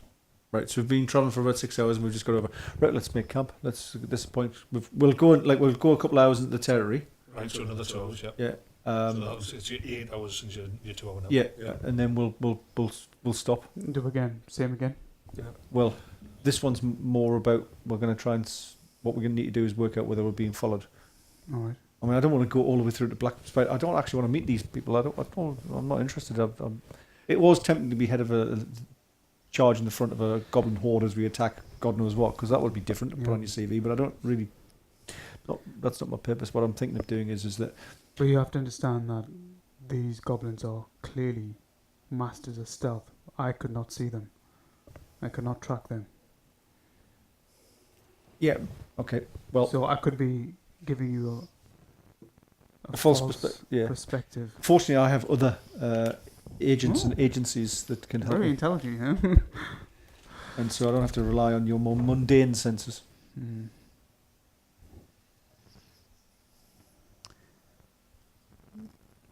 Did you bring camp? No, you made camp. No, makeup. Sorry. Ulmakor's just staring at him like. I don't have to rely on you. Well, are you to take first watch? You do know I'm on the road, right? You didn't come through, you just stayed where you are, did you? Yeah, I said. You know I'm on the road, right? I'm on the road! It's easy to walk. I said there's a path for a reason. We need to rewind. Okay. How long would you have been travelling before you went back? I'm back. Because we went 2 hours past the road. So I'll be like, If you did that 5 minutes in, you might have changed their mind. yeah. So what do you think about that, Grim? Grim? I've gone back on the road. Okay, so you've been travelling about an hour when you got this sort of level. When we suddenly realised that the loud dwarf wasn't there anymore. Like, We would have known anyway. Yeah, exactly. We would have So, known. We would an hour have. He's in, gone very stealthy. Your plan would change or possibly doesn't, but the door goes, and that. I'll do this. And just wanders back. Just turns around, starts heading back towards the road. So you're an hour into the journey, into the tree line. right. Okay, just a second, Grim. Just a second, Grim. We'll just break camp here. We'll form a camp here. We'll have a chance to have a think about something. I sit down and form the lotus position. You're gonna. Yes. You'll do like I'll do premeditation. do a perimeter sweep just to make sure. Are you going to clear away some undergrowth, or are you just going to just stand there? I'm just standing there. Yeah. Right. I will do a perimeter sweep. Yeah. Keep an eye on Master Ulmakor. Right. And I'll do a perimeter sweep. So I'm looking for what sprites around? Is it just full of earth, air? Yeah. Yeah. I'm gonna try and persuade them to play that game where they go out and tell me. Find the eyes. Yeah, see if you can tell me where there's the eyes. Is there any eyes around here? You know, like and I'm at the trying to show them picture in my mind and cast the picture into their minds of the red eyes gleaming in the dark, and see whether they can find any for me. Just cast that wide out as far as they can go and extol them to go as far as you like. Okay. Well, not like 4 days travel. Well, they obviously know they're faster, much faster than you. We've been all the way to the southern lands. We found thousands. Oh my god, we're surrounded. Put the image in millions of them. They've got no concept of distance. Yeah. I don't know what that just meant. Where does that? What's the big red eye? Oh, went into the future. Though. Went to a different That's a berry bush. It's not a very malicious looking bush. You yeah, okay, so you make contact with them and you enthuse them. You invigorate them, you get them to play the game. Is there anything else you're doing while you're waiting for them to flit back? No, I'm waiting for them to flip back. Right, yeah, you... So while I'm doing the perimeter sweep, I'm partly aware that we're dealing with possibly master stealth goblins, super goblins. So I'm gonna call upon any training that I've ever had and take my time. Actually, there is one thing I'll do, which is is the forest reacting to anything? Is it the creatures, the animals, the forest? Definitely do, but they don't seem to be. Oh, the other way. So there is no large animal life. With no ability Oh, so it's just voles, rats, and mice, and they're useless. Nothing goes in them other than like seeds and rutting sex fiends. Well, there's no bird. You can pick up on certain things, and certain things have its strengths and weaknesses. You're picking up on the lowest of any mammals, and that sort of thing. So all the big game animals have gone either left or been harvested. You've never been in you've been in places where there's been a large hunting party gone through the place, and there's always something hiding, even if it's a rabbit. Very little you can communicate, but you can sense it. Nothing. Anything of a large size is gone. Right. Okay. Well, that's worrying in itself. You move around the place. You're about if you imagine that a full circle as your 360, or in fact look at it as a clock. With Ulmakor technically being at your 12 o'clock position, even though you're going to walk around. Right? So you move further into the forest, away from where you've come, and you would be around about the 6 o'clock point. How far out were you going?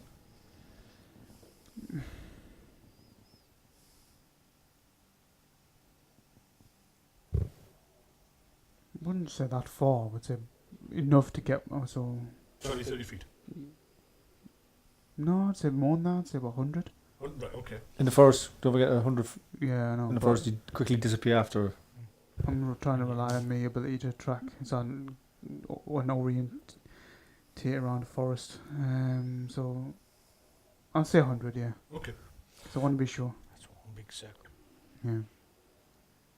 Right, yeah, it's going to take a while. So basically, yeah, you're moving around through the forest itself. You can't find any fresh tracks, game tracks, goblin tracks. You can find nothing. There's no fur caught on broken branches. There's nothing in the treetops. There's nothing you can see. And you're not a rookie. You're not an amateur warrior tracker. You're not just staring at the ground and being completely oblivious to your surroundings. You're looking up and around you, aware for threats. You're sensing for everything. And you work, obviously on that side, it's going to take you a lot longer than I was estimating, so you're making your way around. Very much alert, ready for anything. But eventually you eclipse around the area that would be considered the safe area you've come through, and you start moving away deeper into the forest in the direction you were going to head. So you're just standing quietly, listening. Okay. Breathing, making noises.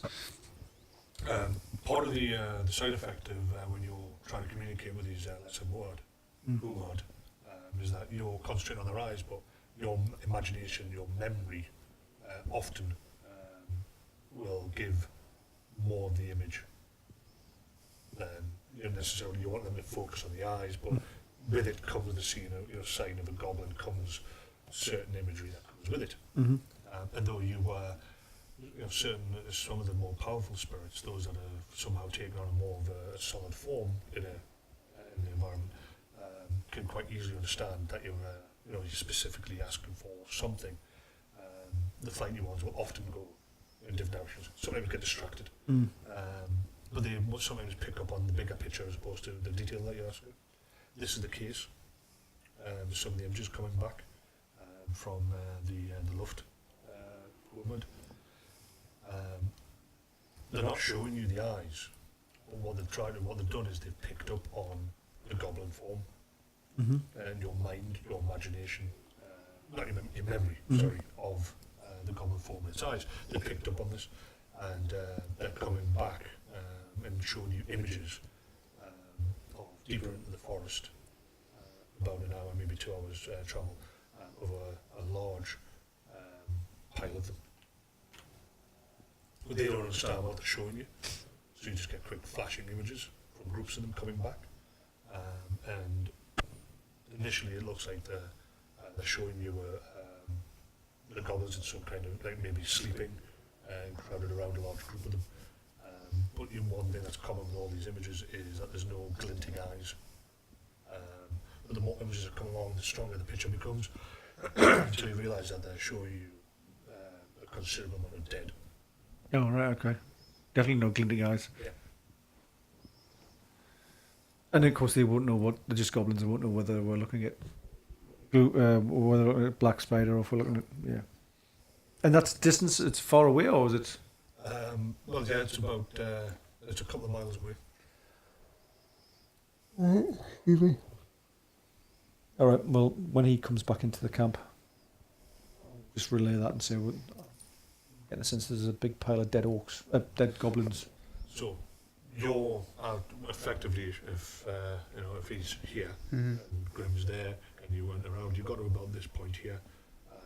You continue on, you complete a circle, maybe it was a notch, a stone placed in a way, and you've taken into account possible sort of stepping around and making slight adjustments. You come to what you estimate to be your full circle, and you start moving in.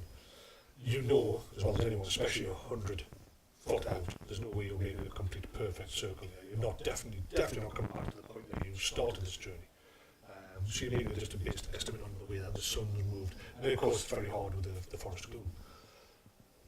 You realise as you're heading back that you are stepping over that area that you didn't come this way. That's easy to get turned around to be slightly off. However, you stumble across a slight opening in the trees caused by something quite large. The trees are broken and snapped.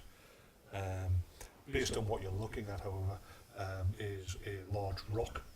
Seems to be right. The ground is old forest. It's a thick floor of fallen rotten leaves, but it is fairly up and down. But it's just based on the fact that it's dirt piles and all that sort of thing. It's not a rocky terrain. This rock that you see, wherever it's come from, has destroyed a good section of tree line. And the trees, based on the moss and the way they're broken, it's probably been in the last month or so. Taking a couple more steps, what you initially think is a rock has several large boreholes in the side of it. Taking a step further, instinctively you start feeling the hairs rising up as you realise you're not looking at a boulder. Your mind tries to bring itself from the edge of a panic that you feel. You know fear, you know terror, but you control fear, and you control fear.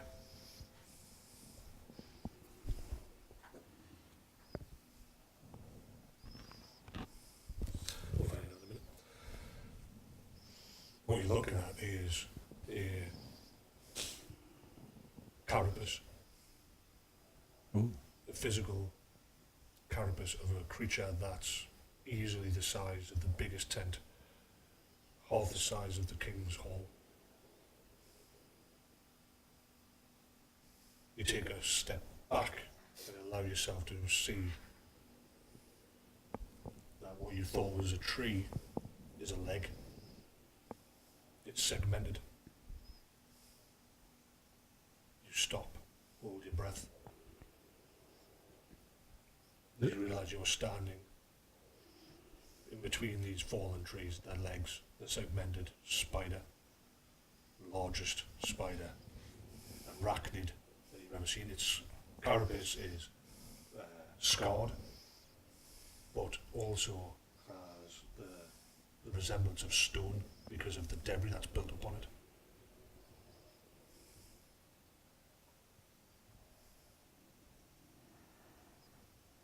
This would be half the size of King Bjorn's Hall.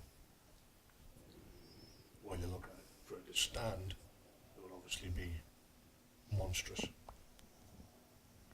That's small wee. Cool.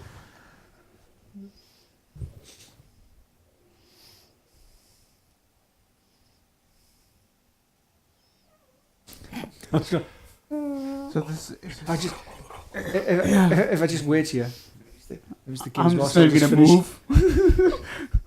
And that's the end of episode 18.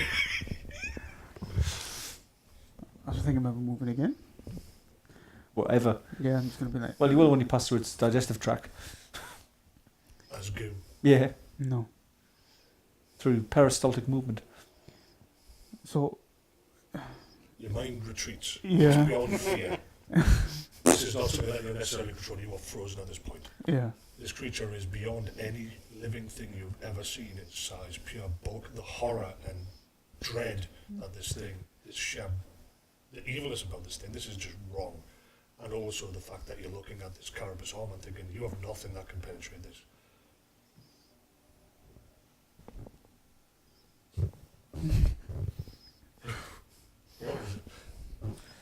Caught a cat, no, you're doomed. So what are you going to do next? You stare at your Yeah. What are you going to do next? How are you going to have this one? That's a big fucking spider. Is there anything else around? Or just this spider? And it's... Is it alive? I guess. Yeah. Is what I'll be thinking. Like, is it dead? So is it just lying there, or it's not? It's literally, it looks like it's lying like this, and you thought these trees were down, and this boulder had someone come from nowhere and crushed it. It's not. You've been walking along beside a fallen tree, it's its leg. You've actually got close enough to its body going, it's a bit weird, where does this rock come from?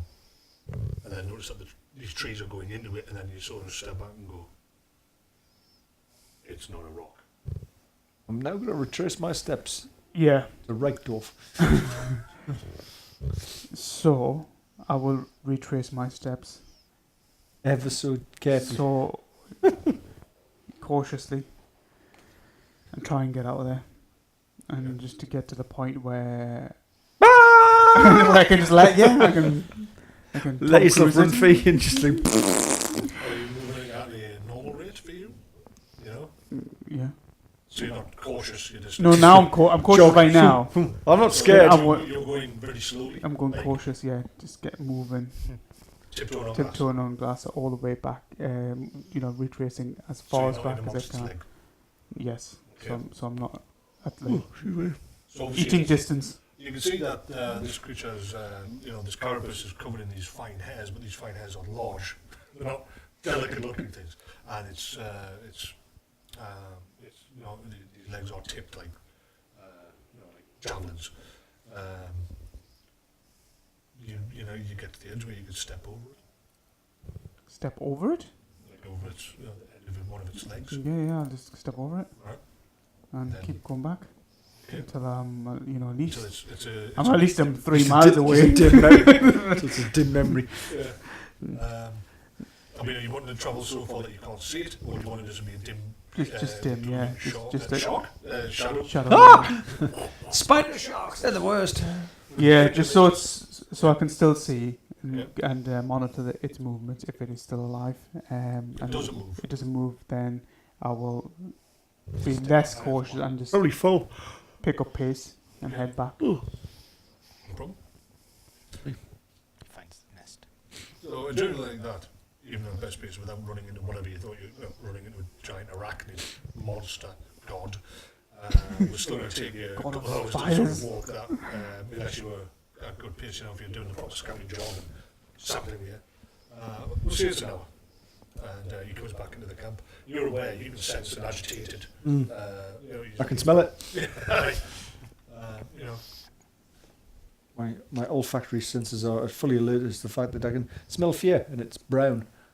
What's going on? you can't help it. You know, the first time you've ever seen him, he literally, as he comes back to the camp, you see him going like. So there's that sense of relief of being amongst other people that Hold me. dialogue. Somebody hold me. No media alert. Yeah. To you, it's like, right. He's not even there, is he? You don't know. Oh, no, you are. Even though you spent months with him, it's not. Yeah. What you said, you see. There's something about Ulmakor and Caradak. That So- alerts you. What's been going on? What's happened? What do you know? What have you seen? What have you felt? Tell me. What? Come on. What? Tell me. Tell.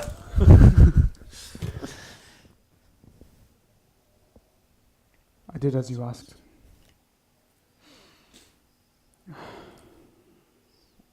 And I stumbled across one of their spiders.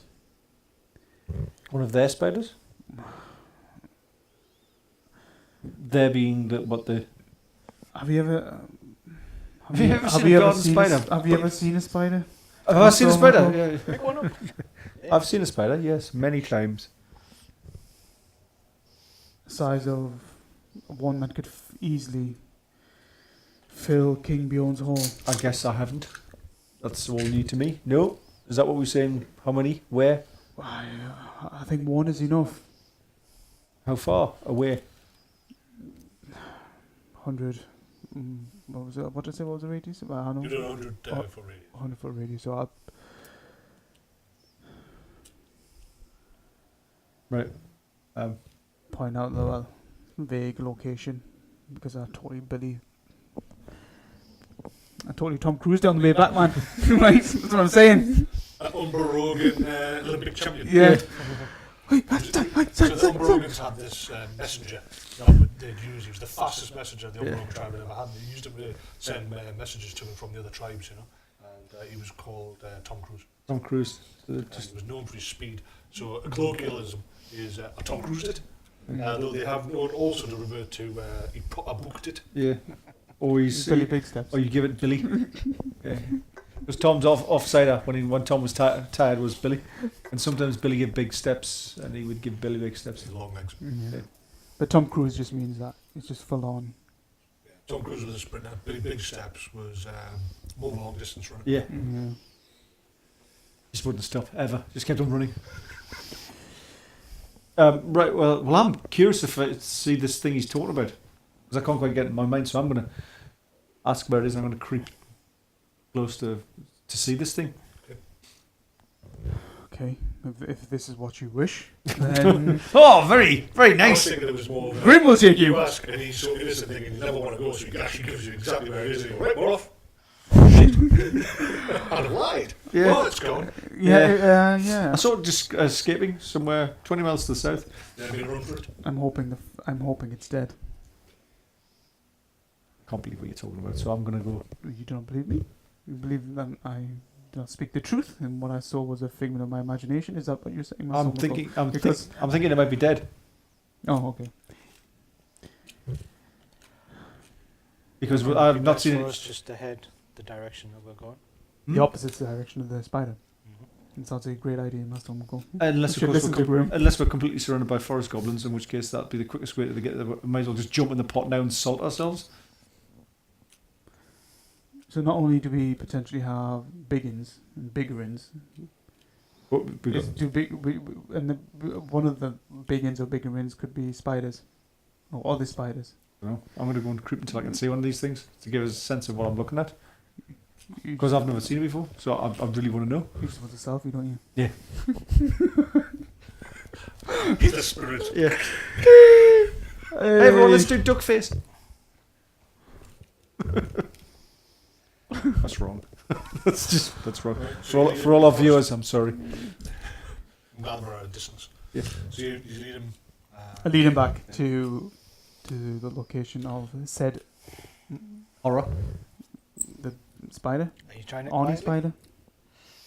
Are you trying it quietly? Are we what? Trying it quietly. Trying it. Trying what? To get there quietly. Obviously. Oh, you're going to Oh, go you gambling. failed that one, haven't you? Oh, is he coming as well? What? Are we bringing along Grim? No, not particularly. Okay. You've got no control over where he does go or not. Okay. He's obviously specifically leading you to Kazad Urkbavak, which is your destination. But at no point have you sort of sat down and went, you know, the greater good, there's a big story. No, he is a guide, but a psycho. There's no hiding that. But he's never left you. I think what we should consider is that if Based on what he said, you've never come across anything that size. Based on what they're going to do, it puts them in a particular situation. Yeah. we're hoping that So they failed. in this case, if the spider is alive, that he will see the larger dwarf as a bigger threat. And the dwarf. I need the dwarf. Yeah.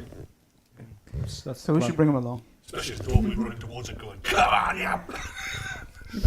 Well, can't really. Blind. It's very like that. Hey! You two looking the other way going, faster! Yes! You with your sword. You do realise I can run faster! Just let me down! Okay. Okay. I'll lead on, and For you, obviously based on a sort of impression he's given, not one normally to give for flights of fancy or exaggerating anyway. There is that sense of foreboding. Is what the hell am I going to look at? What has he seen? For you, the journey back in that direction seems to be over in far too quick a time. You can see from his motion, physically, you can see sweat building up. His physical motion is somewhat erratic for him, so we've got that smooth confidence that you're used to. And that doesn't help the sense of coming towards something. But before you're aware, going ahead, unless he's giving you a running commentary, you're aware of a looming, large rock or a formation in the trees that you're heading towards. However, very silently, no doubt. I don't want to put words into your mouth, but when you get to the edge, where you recognise one of its legs, are you going to go? Yeah, I would say stop. So at first what you're staring at is a fallen tree. Yes, it looks different to the trees around it, but it's still large and bulky, and then your eyes adjust and you realise that you're looking at this shitless armour and the very large segmented spider's leg. And you can see it's one of several, and they are flat out, and it leads to, it goes on into this very large formation. Again, as I pointed out, it's about half the size of King Bjorn's hall. Realising that to go further, you will be stepping in amongst its splayed legs. Right, but there's no webs around here. I can't see anything webs. Does it look as though it's... I mean, I'm trying to think, do spiders breathe? Do they actually inhale? I'm trying to think whether... Any sign of this thing's alive? No, you never see anything as large. Bear in mind that spiders in your mind will have segmented legs, they've got bulbous bodies, but the soft creatures that he's flattened. Yeah. This thing looks like it's made of rock armour. There's nothing about this beyond its sort of visible. Now that your eyes are adjusting and you see this thing... And can I... So... Can I, when I look at it, can I see where it's come from? Because obviously this thing just knocks things over when it moves. There's no visible passage through the trees. I mean, a thing like this, how would it move? It would surely leave a path. That's what I was thinking. It would knock trees over or at least bend them. Cool. What's up? It's like... So where its body is, yeah. there is an opening in the trees. Yeah. It's hard for you to identify as anything this big. Is its body going to, but its legs go up and then down, and therefore this huge body would crush its way through. You don't know how this thing would work because its sheer size doesn't match anything in your experience. This is not, you don't have something this big. If it is a spider, it just resembles one. But yeah, I mean, there's a clear line where its body is, and the trees are crushed. Well, I drink in its edifice and its horror, and I go, let's go. Okay. And we'll head to the Camp. We'll go slowly and quietly and stealthily, and we'll head towards the road. Now we'll go back to the road. Okay. And then once we're way away, like out of earshot, like a considerable distance away. What the hell is that, Grim? Spider. Well, clearly, it's not your normal spider. Have you ever seen anything like that? No. Not that big. Is this the thing that the The goblins ride? No. The Black Orcs ride these? Is this the...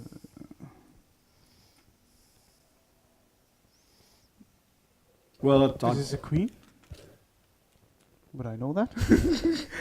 I know that now! So, oh yeah, I'm an expert now. you're an arachnologist. Yeah. I thought you said arachnophobist. Yeah, Well, probably a bit of that as well. I am now. Yeah. So you've never seen this sort of thing before? Nope. Never seen anything like that. Bloody piss poor glide. Well, I'm trying to guide you. There's a road. You're not being guided. Yeah. We just walk along the road. Guided, damn you. Right. Okay. And there's a big pile of dead, possibly dead goblins further past this thing. There is. Yeah, Well, told you go that. past that. You did not. Keep going I that. did. You didn't. Very did. You did not. So you said you were going to. Yeah, you came back in good. Oh, In right, respect. Right, what did you say? So, Okay. yeah, Well, You didn't. You didn't. You didn't. You didn't. I had such a traumatic experience. that's your fault for distracting me. Right, let's get on the road and give it. Let's Tom Cruise it away from here. I'm not enjoying this at all. I have 30 years of this. We're Tom Cruise, isn't it? Yeah. Okay, so it's not really big steps, panic. It's No. Controlled, It's controlled. fast as possible. Yeah, let's move From Tom with, Cruise with purpose. Let's go. Let's do it.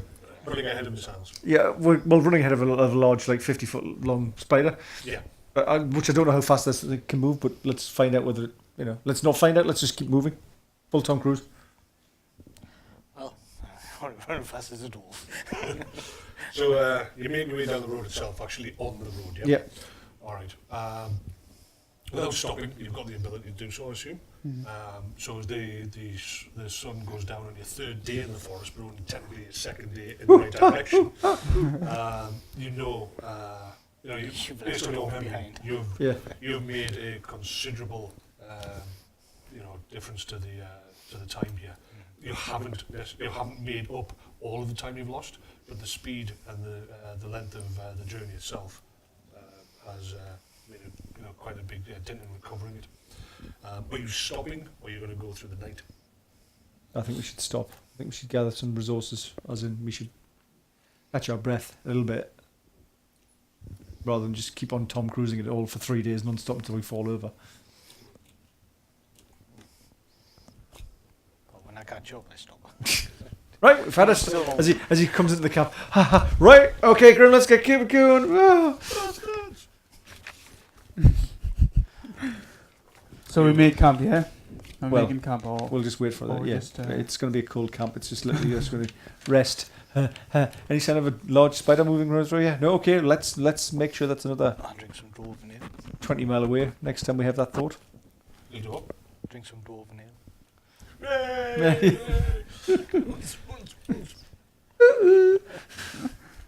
The water skin marked with an X. Right. Basically, you set your watch, you sleep. So watch. Diddly. You set the watch by one. You will be. Yeah. Wake me. Make me when I'm nice and. How long did you say you were going to rest for? Oh. You said we would. Yeah, we're just basically. Just having a... Quick breather. Yeah, quick breather. Oh, yeah. So 10-15 minutes so that your So muscles don't cramp. and he can catch up. Okay. So as he comes huffing and puffing into camp. Right, good on you, Grim.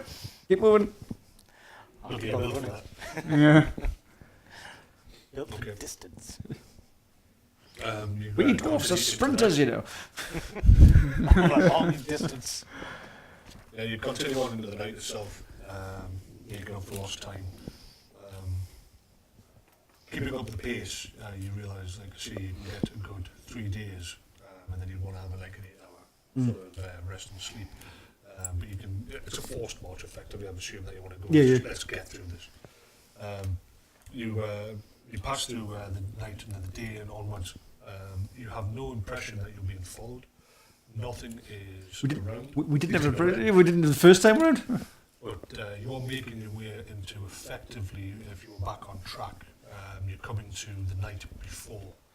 Well, the next day you'd expect to be at the pass. This is the final night. You've been 4 nights in the Gloomfang already because of the extra journey.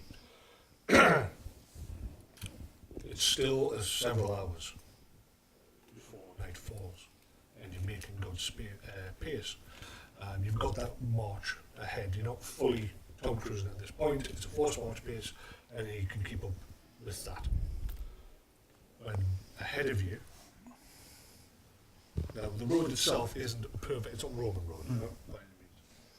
Ahead of you, you hear, and off the road slightly, the first thing is the loud crack of timber.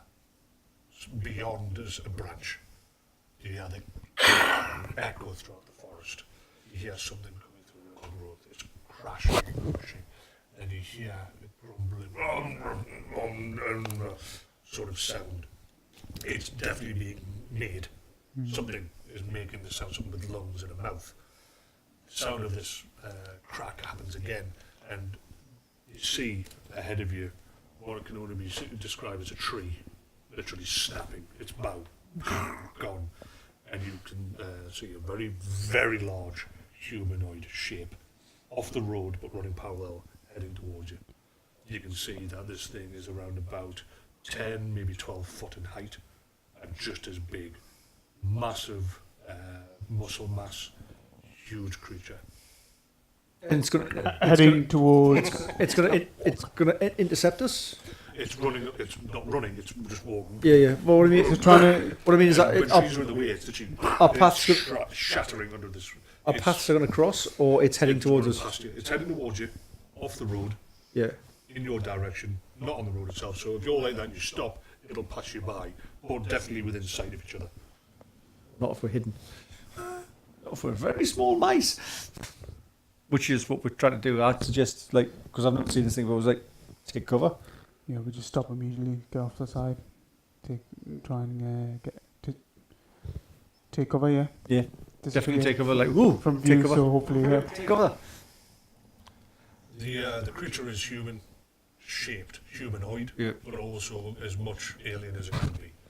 It's the only thing bigger than its huge slabs of overdeveloped muscle is its gut, which pushes out through chainmail and beaten black metal armour. The armour has a resemblance of plate mail, which you don't know because there's no such thing. Has the resemblance of the metal prow of a boat. Apparently, you've never seen that much metal in any construction you've ever seen, right? You've seen a shield, so I suppose it's like as if A shield wall. 50 beaten shields have been formed. This metal is black metal is over its shoulders and its arms. Its gut protrudes out, and the metal's stopping above. But you can see literally a wall of chainmail, which you do know is around it.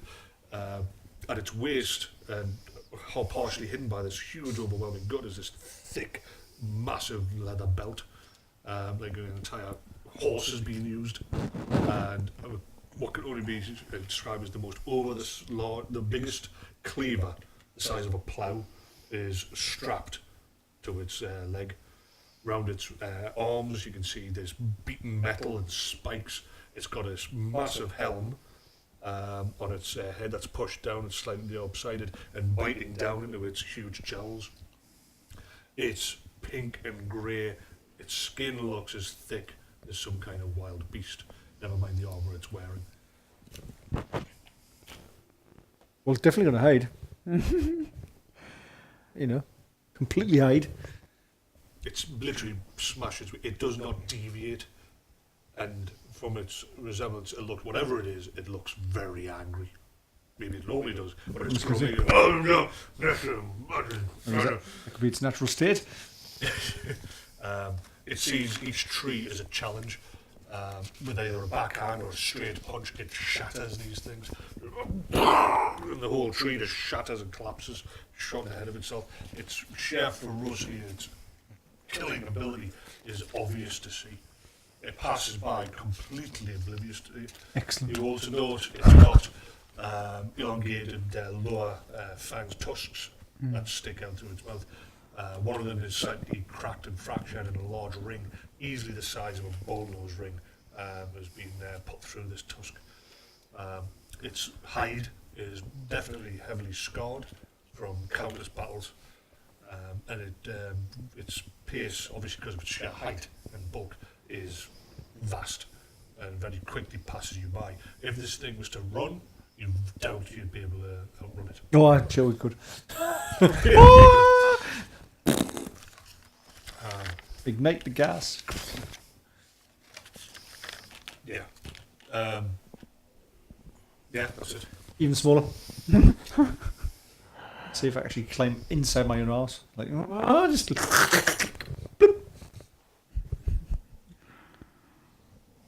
Window goes by. Yeah. So it does go by. Completely So it does, oh, okay. That's how we like it. Doesn't slow down the pace at all. What? It's been an eventful trip, this one. Humongous spiders and then this thing. What do they eat? Goblins. So all you do to get that big is to eat goblins. No, that's an oak. That's an oak. It's an orc. I don't know. Ogre. Ogre. An ogre. Ah. Just say, that's an orc. Holy hell, there's 20 of those! So And then there's some biggins. so they're the bigger And bigger so ones. they're the bigger ones. No, they're the ogres. Oh, so I've written down troll, but it's an ogre, is it? Yeah. I did say troll or ogre. Ogre. Ogre. Don't they call it ogren or something on the Games Workshop? 40k. 40k. In the fantasy setting, it's ogre. Right. What the hell's that? Has it definitely gone out of the way? You're literally hearing the destruction it's making in the forest as it's heading away, still echoes around you. Oh, That would be an ogre. okay, what's Think an of the XP we'll gain. Yeah, you're going to at least get one level. Yeah, Exactly. it's too easy. Well, if you want experience or reward, we'll go back to the dice. Oh no, thanks. And then you're not winning that fight. Yeah, exactly. Oh, crap. 0-0? Is that that's a critical? Oh no, it's a fumble. That's a critical fumble. Critical fumble. Yeah, You stab yourself. yeah, in the head twice. Friends, yeah, you're so pissed off at the attack and the blow you headbutt your knife again. Yeah. You chop your head off. So what's an ogre? That. Point of the destruction.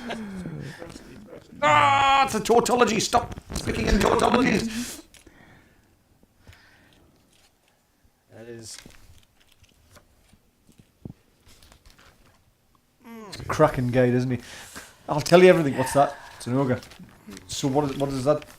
So, the ogres, Yeah, so they're generally, they come from the Darklands to the Far East.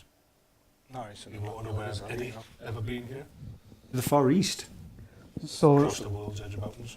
So you have fought them, Yeah. and they are devastating. are they intelligent? Are they cannibals? Are they feral? Do they eat humans? Yeah. Yes. Okay. Humans. So they're a massive threat to us. Very What's the ogre and a destructive, troll? I suppose. So the troll is very much the traditional, forest troll, river trolls, and that sort of stuff. They've got the big kite as well, with a long, spindly and long nose, and they're more like, I suppose, like a witch-like thing, with that sort of like look about them. But they are huge creatures, and they spit acid and bile, and you stab them and you die, and then they eat you. Whereas an ogre is definitely more along the lines of human, but on a massive scale. But they are a definite different species. The average of being around about 8-9 foot upwards. No, I don't say average, lowest end, going much bigger, and they get bigger the more they eat, and they're driven by the great maw, the great hunger. So they originate in the Darklands. There's believed that they are a corrupted chaos corrupted creature, but then Games Workshop changed it. So ultimately, you've got the troll, which is more chaos monster, and an ogre that just looks like, the best we would say is a massive, huge human, but they're not. You know what I mean? They're big, huge. They're out of proportion, ridiculously strong creatures. In later years of the Empire, they are there's feral ogres in the Darklands, but Empire ogres. the Empire has ogres, and they're bodyguards, and they're actually. So they're intelligent. They're not animals. They're not feral creatures like a troll. They're, Correct. they're, They're a chaos creature. So a troll is a chaos creature of some kind, whereas the ogre is a species of humanoid, and they are capable. They're not intelligent per se. They're not going to win They're not going to be magic users or learn maths, but they are capable of reasoning and understanding. And the Empire trolls are brought into the fold and are respectable. They're not. Well, you can't fuck with an ogre anyway. But they've controlled their base urges. You know. But there's none that's been like that yet. No, this is well before the ogres have been seen in the Empire, because the Empire doesn't exist. The ogres have not made it this far. Well, you don't know if they're in the Badlands. You just know of the ones in the World's Edge Mountains, in the far northeast of this location. So you'd be like, yeah, I didn't know they were this far south. So what on earth is going on in the south? We have these spiders, these ogre creatures. So they are capable of reasoning. So Right. in that sense of intelligence, yes. They're capable of reasoning, they're capable of discussion. That's But- how are you with diplomacy? Ah, But young generally man! their first inclination is to eat you. Right. Maybe he's not straight to the hoo-hoo. Well, whatever that. What do we do? Well, we'll let it go away. Well, We go in the opposite direction. Back to the spider. So is this the direction we're heading anyway? Just carry on. Yeah, to continue. Oh, okay. So we'll just We'll have let it no go option, and just, then- yeah, until we stop hearing it, Yeah. It's gone. Just see trees like in the distance, right? and then we'll Okay, move on and then- cautiously. Yeah. Yeah. Not Tom Cruise at this stage. A lot more cautious in case there's more of those things out there. Yeah, there was a lack of silence around this thing. no, they did say the bigger ones were there. Oh, hey, that way. The big ones are down here. No, biggins. Biggins, bigger ones. Oh. We just saw bigger one. Oh god, so we're heading to the bigger ones. So we're heading to the. Well, this river then. ogre was heading in this direction. So you're about, yeah, Yeah. and it was, from your point of view, there and that way. Or, opposite Who direction. did they was- say they were helping us with? Bigger ones. Oh, biggins. Biggins. The goblins. Dickens. What? Ignorance. What? Who? Start the sentence again, it was the first bit. Who? Blah, blah, blah, blah. What did the goblins say they were going to help us with? The bigger ones. Yes, Oh, okay. but the biggins killed them. Mm. So the goblin said, help us with the big uns, and we'll help you with the bigger uns. All right. Which, looking at the size of that, you're thinking, if you can't deal with big uns, what makes you think you can deal with the bigger Bigger uns? ones, yeah. So that in itself should be something that's on your mind. You know, it should be clearly like, whoa, what? There's actually 75,000 of these things. Oh. They're eating the mountain. Yeah. Hell yeah. So they must be able to control the bigger ones. I Just can only because assume. these are literally lying in the dirt like this on the side of the road going, So is that right. yeah? So is that It's the the same so is that the place, biggins? You know, it's the That's bigger bigger uns. That's the bigger ones. So we're heading to the bigger ones. Biggins. Oh my god, this is so confusing. No, biggins and bigger ones. They're the bigger ones. Why don't you call them by the name? Yes, let's from So much let's make easier. a new let's like- make a new rule. Let's Let's actually call call them what them they call what they them. actually call Bad them. horse and over. Yes. So we Not assume. gonna- Well, Yeah, no. You're right. We're heading towards yogas. Yes. Yogas. Okay. That's where we need to get to. Yes. Oh, One of those. but we have more chance of reasoning with these things than we do with the spiders. Reason with the spider. Or reason with the whatever that thing Yes. was. Yeah. Hey, do you know chess? Ah, he's hit my arm. What have we got ourselves Checkmate. into?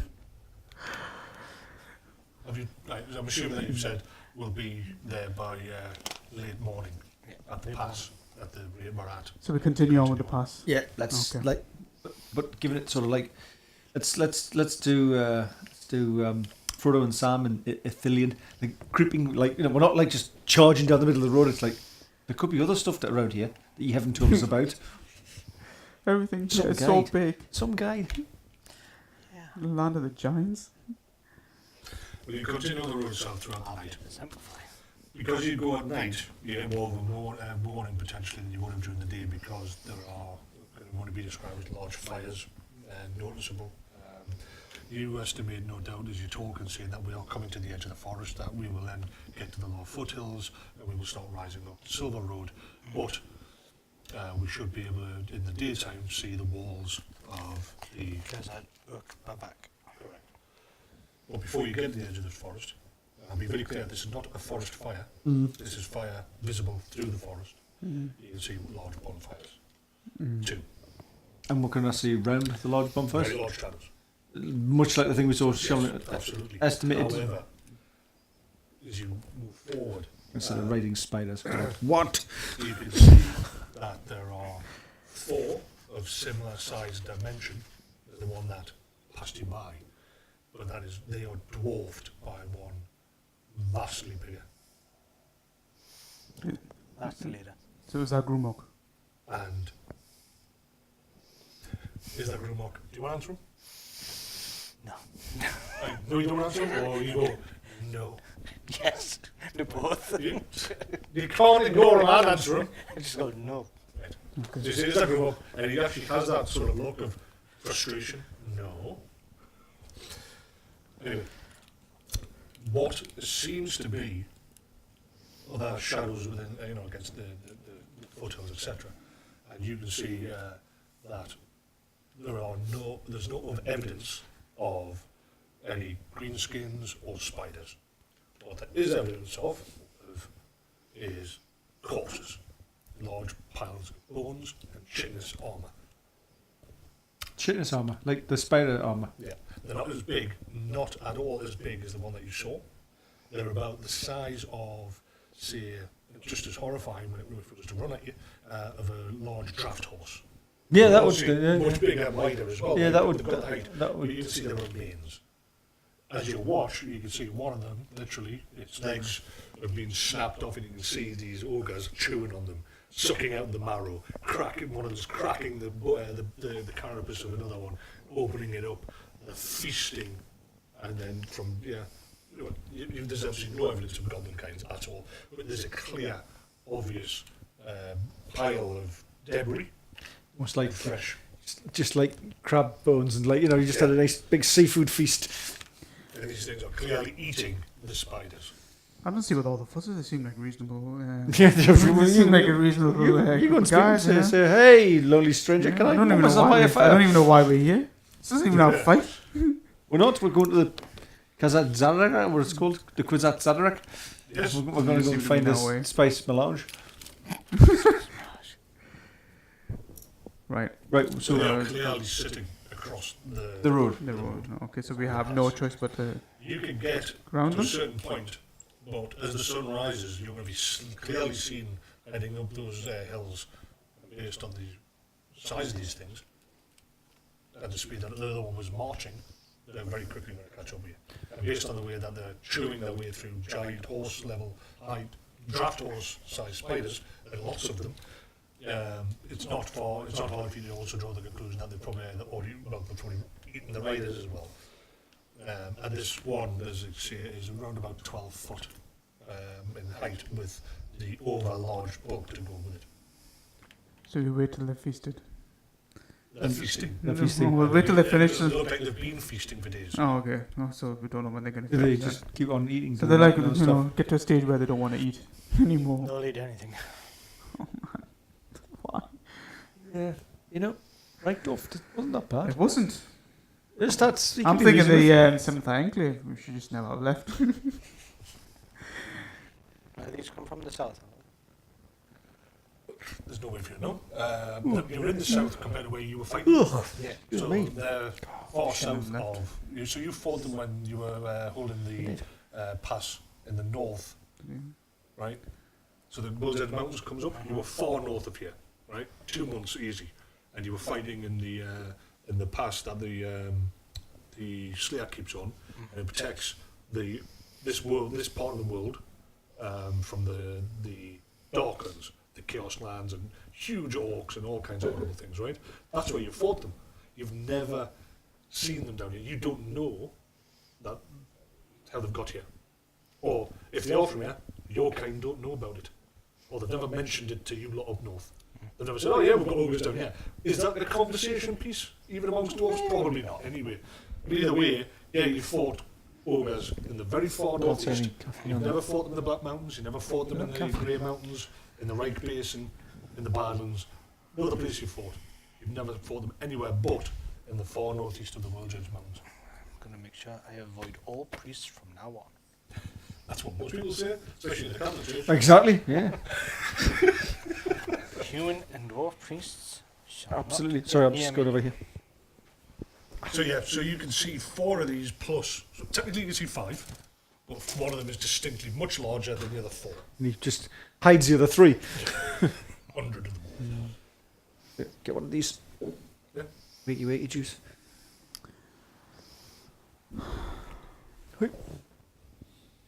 Right. Well, this is And also they're not using the fire to cook. what they're using it as.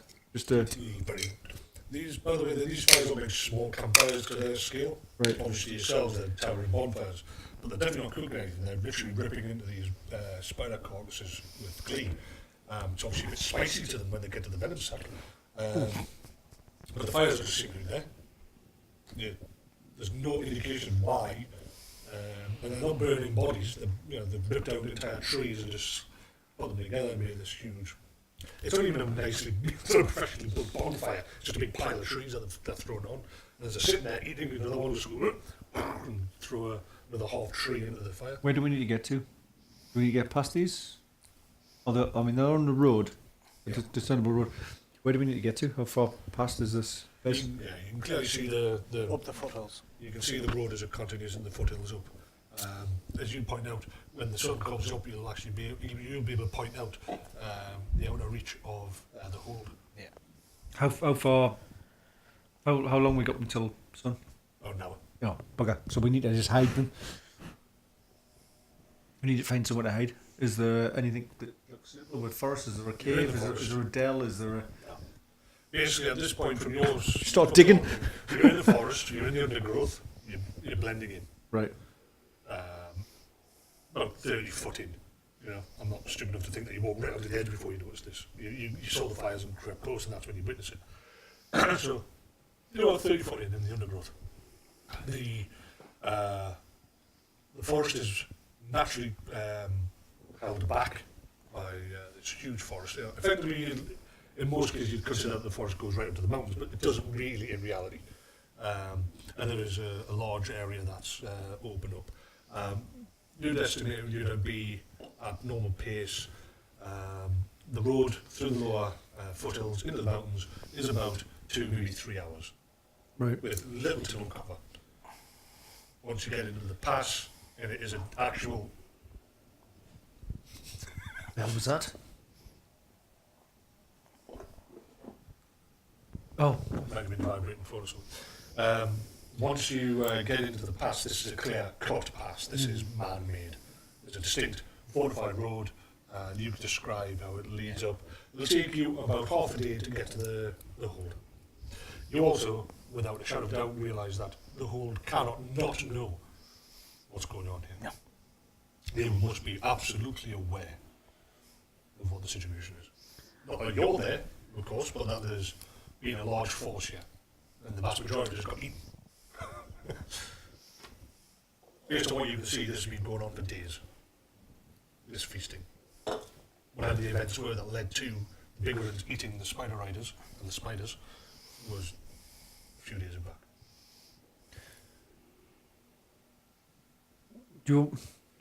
We can't make it to that pass without in night time, so we need to hide somewhere. They'll spot us on the road even if we sneak past them now. How long have we been in the forest now? At this point in You're time, sitting about an hour to go.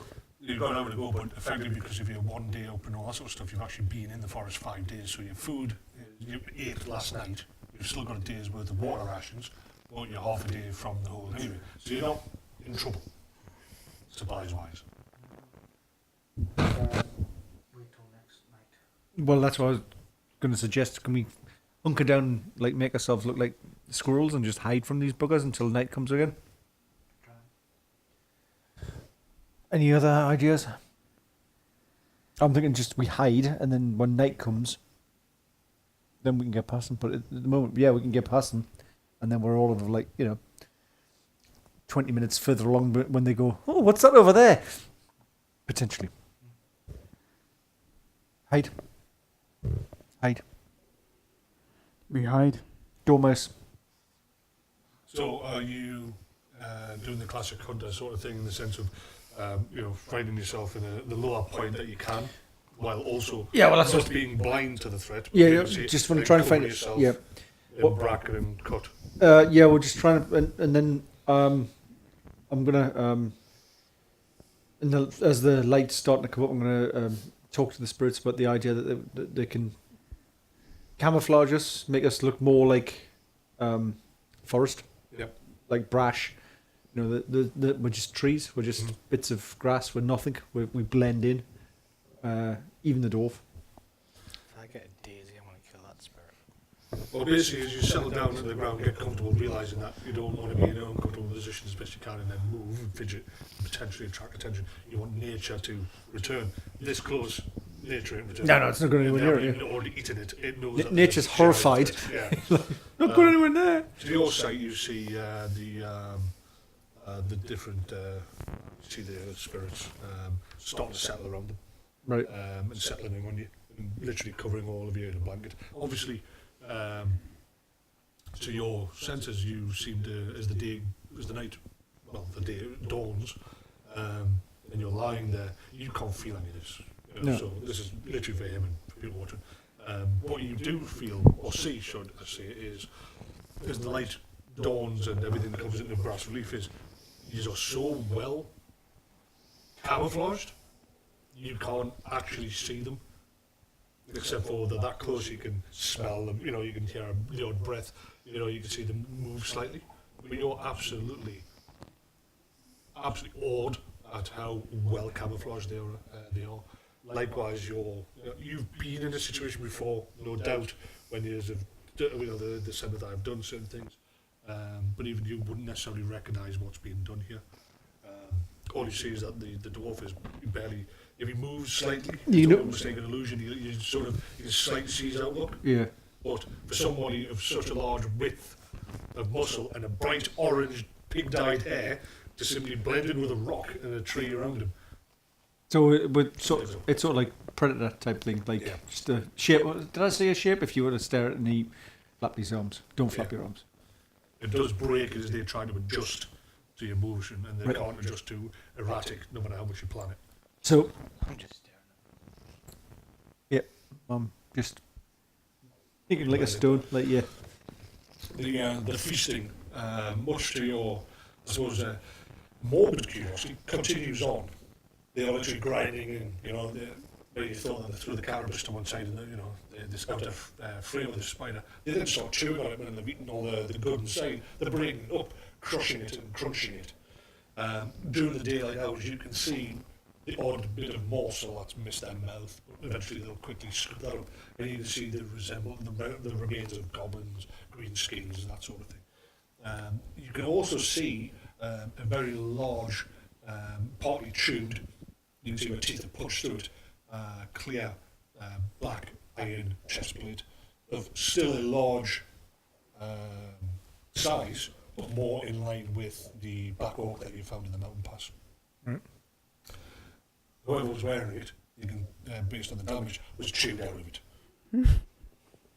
Literally, they've got the capability to bite. Physically, you can see that the metal is also warped by being crushed by a great weight, by a grip, but he was obviously chewed out of it. You can see where part of his bed, the tooth is punched through part of the chest plate. Again, you have not got the expertise, the knowledge on how to make plate. You do, and you know that this heavily iron armoured chest plate is something that dwarves couldn't even wear. It's that heavily. Whereas the dwarves have this intricate understanding of armour, and the Black Orc doesn't. The Black Orc makes up for that by sheer thickness of metal, and this looks like it's barely held, barely slowed the chewing process. They continue out through most of the day. They don't slump and fall into a feeding sleep. You can see that effectively they become more agitated as their food supply winds down, having been on a gluttony of days. But you can see that they have devastated what was obviously a very large camp, and they've eaten everything. They then literally just sit down. You see that they seem to almost be like the Bactari warriors. They produce bone dice. They talk. You don't recognise the language. You don't understand it.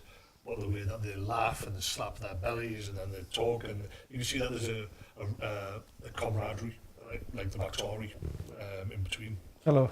You just get yourself up there and just introduce yourself. Warm yourself by the fire. Hey guys, high five. Bit hungry? Let me surprise.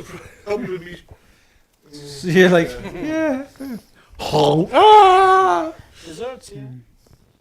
You and the day goes by. They produce grog. You can smell it. Oh. And they drink from it quite heavily. And ultimately, the day goes by remarkably slowly. Yeah, You we'll find do. yourself able to slow it because being this close to a dire threat and horror can still, when you get used to it, and you're still very much alert. But time has to pass by. You're flashing by the way. What? I was on full. Still on full? Nope, virtually dead. But it was on full. Oh, weird. You've just done a lot of talking. Oh wait, it's me.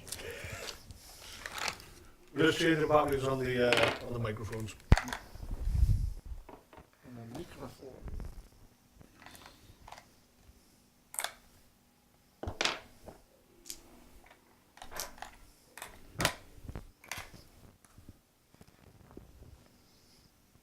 Tea was on full before. All good. All good. All good. So the day goes by remarkably slow. You do find yourself able to get some clothes. Close your eyes because there's only so much that you can do. You're fine. There's only so much horror and threat. Yeah, before it that you can becomes- deal with before you're like, Becomes banal. Like, nah, we're gonna die. whether you die or not. But you don't become, you don't lose your cautiousness. The night finally starts to descend, casting the area ahead of you in darkness. And again, the light. What was it? It's my phone. He's like being in class, he's like the naughty kid. I wondered what he was doing. He's having a quick go on the outside. He's just a bit too, yeah. Newt. Newt. Just a bit of sexting. What, Newt? What are you doing? What are you doing, baby? And night falls, and again they light these two fires. What are they lighting it with?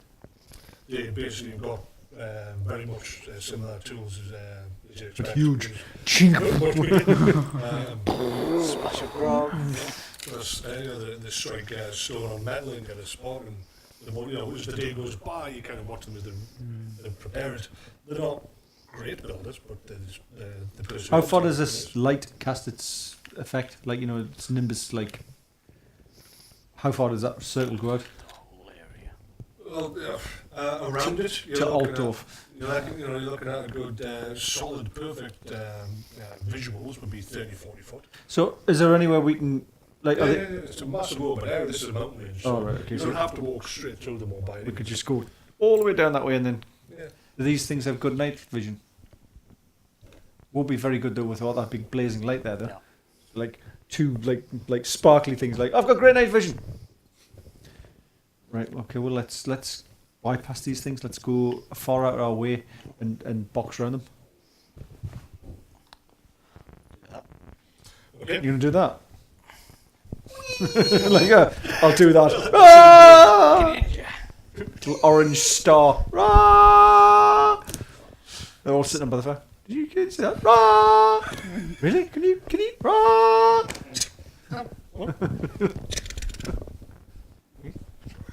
Oh, I think it's midges. Yeah. So ended Grim. Victory. What? You make your way around without incident, rejoining as you move your way through the lower hills. The sound of them loudly talking to each other in their language follows you as you head up the pass, and you spend the next few hours steadily climbing until such time as the light from these bonfires is a very dim glow off the side of the pass walls, and you are clearly in a place that's been carved. Even to the point that certain steep areas are actually, you find very old ancient craft stairs. Until you give via warning, you approach and come face to face at the end of a very long street. Take it out and get along it, you even see in the night The grim fortifications of a dwarfhold, larger by What are we looking at, Grim? half again than the hold that you saw Kazad before. Urkbavak. And what's Kazad Urkbavak? Well, we need to pass there to get the Kazakh. Caradak. Okay. Yeah. So can you get us passage through this thing? I don't even think he's from that place. You can't even pronounce it. Yeah.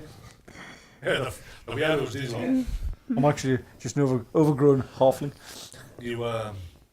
You look at this pass, and it is blocked entirely by these these large granite blocks. The carving of dwarfsmiths showing two guardian dwarfs framed down either side of the pass itself. Grim, helmeted, shield, swords visible. Fortifications of vastly far up in the air, good sort of 100+ foot. These large crenellations, as well as these clear, very large black holes. You know them to be the protection, the huge cannons that are used to protect the hold, and the reason that Kazad Urkbavak has never fallen. You know, of course, of how many dwarves are going to be here, and you also are well aware that they know you're here already. Keep on walking. As you get close, you can see that the door isn't very, it's not human in style. It's not an arched doorway with any timber construction. It doesn't, it's stout, it's metal, and it's got a large steel, metal grid-like grate that covers the front of it, but it's square as opposed to rounded. And you can see the dull glow of large fire-like blazes that are visible against some of the openings. Oh, not like ogre. No, right, okay.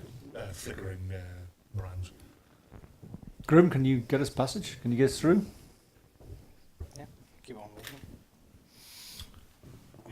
You step, obviously, you're a couple of steps ahead. Crest very visible. And you know that they can see that there's obviously humans here. And you hear an accented human tone. A voice raised and obviously shouted out through, like booms out. It has a tinny sound. It's being shouted, amplified somehow. Do not come forward another step. The voice is deep and gravelly and echoes down the vault. Stop. Come forward, Drangy. Walk forward. You can see a slight movement at the base of the walls, and you watch from your point of view.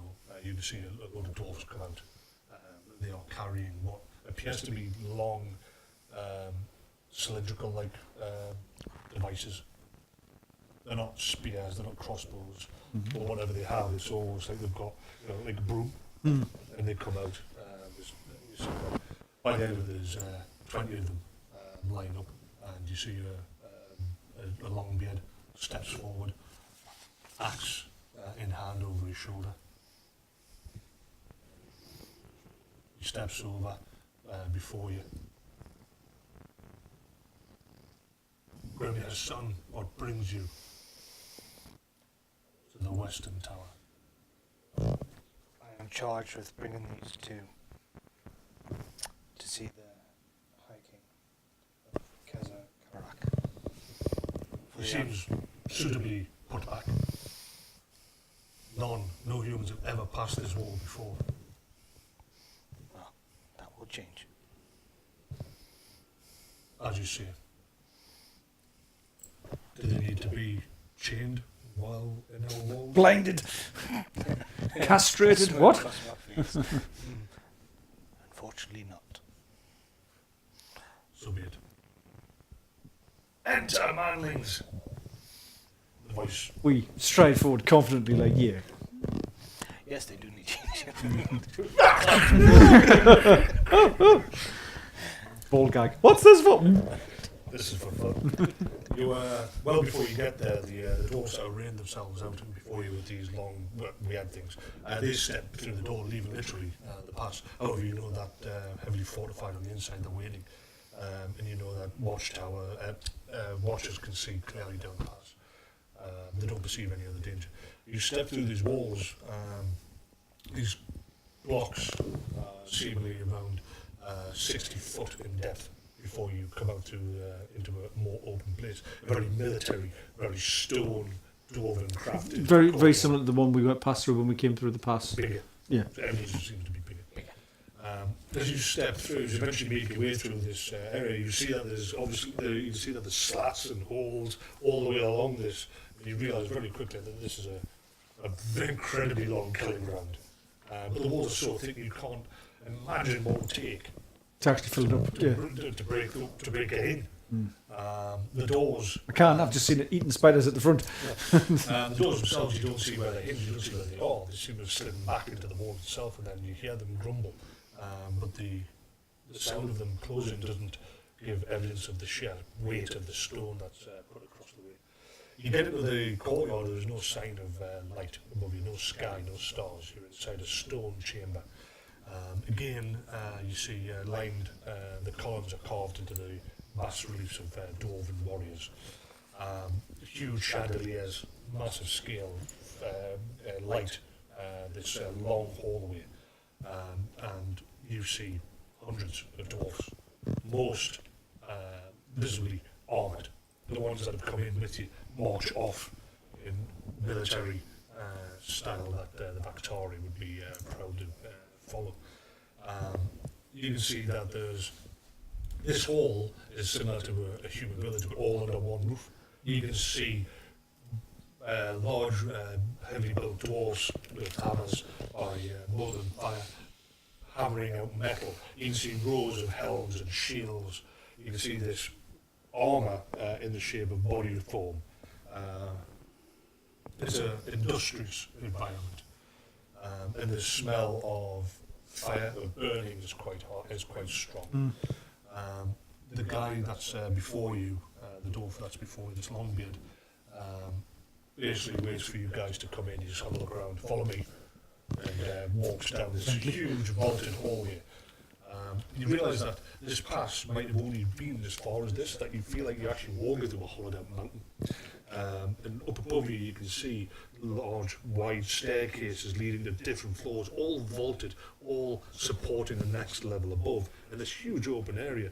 And you see that the light reflects off this white stone, each inlaid with precious reflecting, effective jewels, inlaid in strategic points. Brass, highly polished surfaces reflect light, giving you this incredible appearance of this vaulted chamber, which goes on as far as the eye can see. As you pass by, the floor itself is of obvious stone, but has been polished to reflect literally your visions above and back at you, just as effective as any mirror that the tribes have had. Huge tapestries, red and purple, and from those columns that have been carved into relief. And as you pass by, dwarves do look up to see it, and there's hundreds of them. You've never seen this sort of many before. And eventually, visible ahead of you, it looks like width-wise stairs lead from left to right, continue up right in front of you. The width of them fills the hall. The centre of which is black, reflective stone, with a silver and white outer steps leading up. As you approach, you can see that each step is guarded by a grim-faced dwarf in heavy armour. Their much braided beards are still visible. Each one looks out through a slit visor with a heavy axe before them. You pass by these guards onto a raised area. You're about 20 foot up by the time you get to another level, and you can see ahead of you the largest carved stone chair, far bigger than anything that ever needs to be. Its scale is huge, but you can see that it is literally just the carving of a chair, but there's a smaller chair there, and it's cushioned. More functional. Yes. We don't sit on that, Christ. It's just to give it a sense of presence and awe. You can see that beside you, however, when you're up here, there is actual fire pits. It's giving off the heat that soaks into the wood, into the stone around you. But strategically placed so that 50 on either side are more guards, all standing grim and looking ahead. There's not a creak of metal or a twitch. At the base of the large throne, you can see the smaller actual throne. It's a carved stone, circular, smooth, half circle with a velvet crushed pillar. You can see there a wide dwarf hair and beard grey. You can see upon his brow is a half circlet. We'll finish off soon. There's a half circlet crown, and he was wearing robes. Banded gold is on his hands, and he has already stepped down from his throne as he approaches. Is this likely to be a tribal leader, a force commander, or a king? King. The king? A king? No. One king. A king. The king we need to speak with? Or one of the kings? Oh, king that will either make us stay here for a bit or allow us to pass. When you say a bit, what do you mean, like 700 years a bit? As prisoners. Yeah. No. There's crossbow crawl fodder. Oh, you'd be perfect target practice. Okay, so is he heading towards... He's walking towards you guys. You've got basically the man or the dwarf that welcomed you at the gate. He's walking along with you, and you two are walking along behind. Obviously, you have the guy that's with you. You know that based on your other interactions, you know that he's uncomfortable being around you because obviously it's on one side it's the grim understanding of what could easily befall any of their kind, and also the fact that you're a sociopath. Nice to be around them at the best of times. Not even in party situations? Just misunderstood. No, pretty much they are understood. You obviously are well aware that you're very consciously aware that you have not been disarmed. Right. Based on what I you're could have saying, you. I could have you. you're not thinking that you're much of a threat to anybody anyway. Clearly What they- skills? They don't know us. Talents. That leg. What was that? Is that one of you? No! Does it echo, vibrate to the whole bloody... Yeah, something just... I know, it's like... No, something was just here. Something just stamped here. Cat. I felt it under the table on my feet. No, something just... The table rocked, in fact. It's like what? No, something just went boom like this. I thought it was his, when I looked at his foot and I goes, his leg didn't even I move. know, I was like, no. So this is a 2 metre solid oak. Oh table. god, it's that bloody... it's The like thing upstairs? Yeah, it's like that. It's a witching coming up hour. to the witching hour, yeah. Go upstairs and see if it's up there. No freaking way. I'll wake you up. That's not Caradak saying it. Right, well, the last bit... Is that somebody's leg No, now? that's I'm doing that now. That's 'cause it. I'm It's nervous. just, he's just touching himself by the looks of it on the table. The dwarf approaches. He's looking towards the dwarf that's guiding you along, but his eyes solidly to stare at you, which is a rarity. But he's a king, and he's not going to look away because ultimately, even Drengi answers to kings. And as he basically gets there, I know you've got the pack on your back as well. Why do I see before me in my hall a Drengi accompanied by 2 manlings? One, bear in mind that your hair's growing in, one bearing the markings of their scepter. Even here in the western tower of Kazad Urkbavak, they have been entered into the Book of Grudges. So why would a Drengi bring him before me?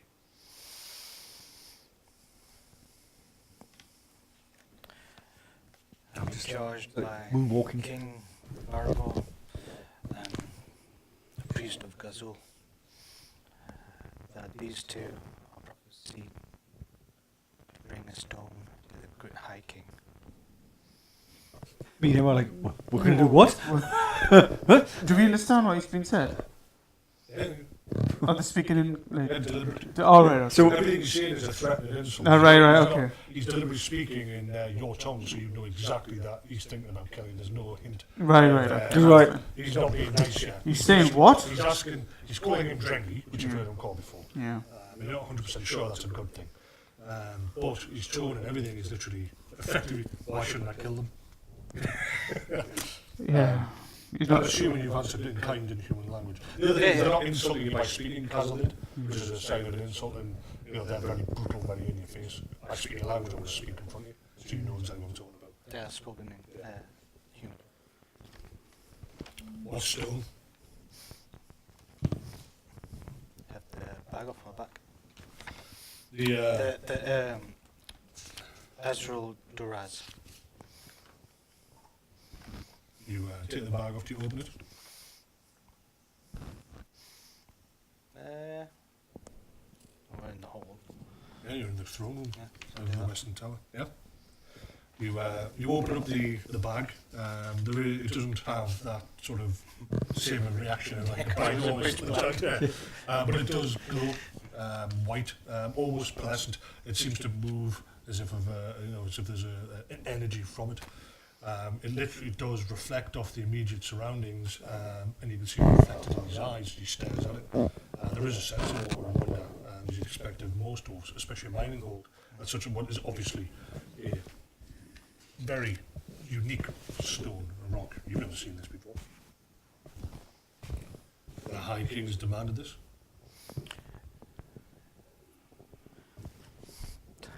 Where did you get this stone?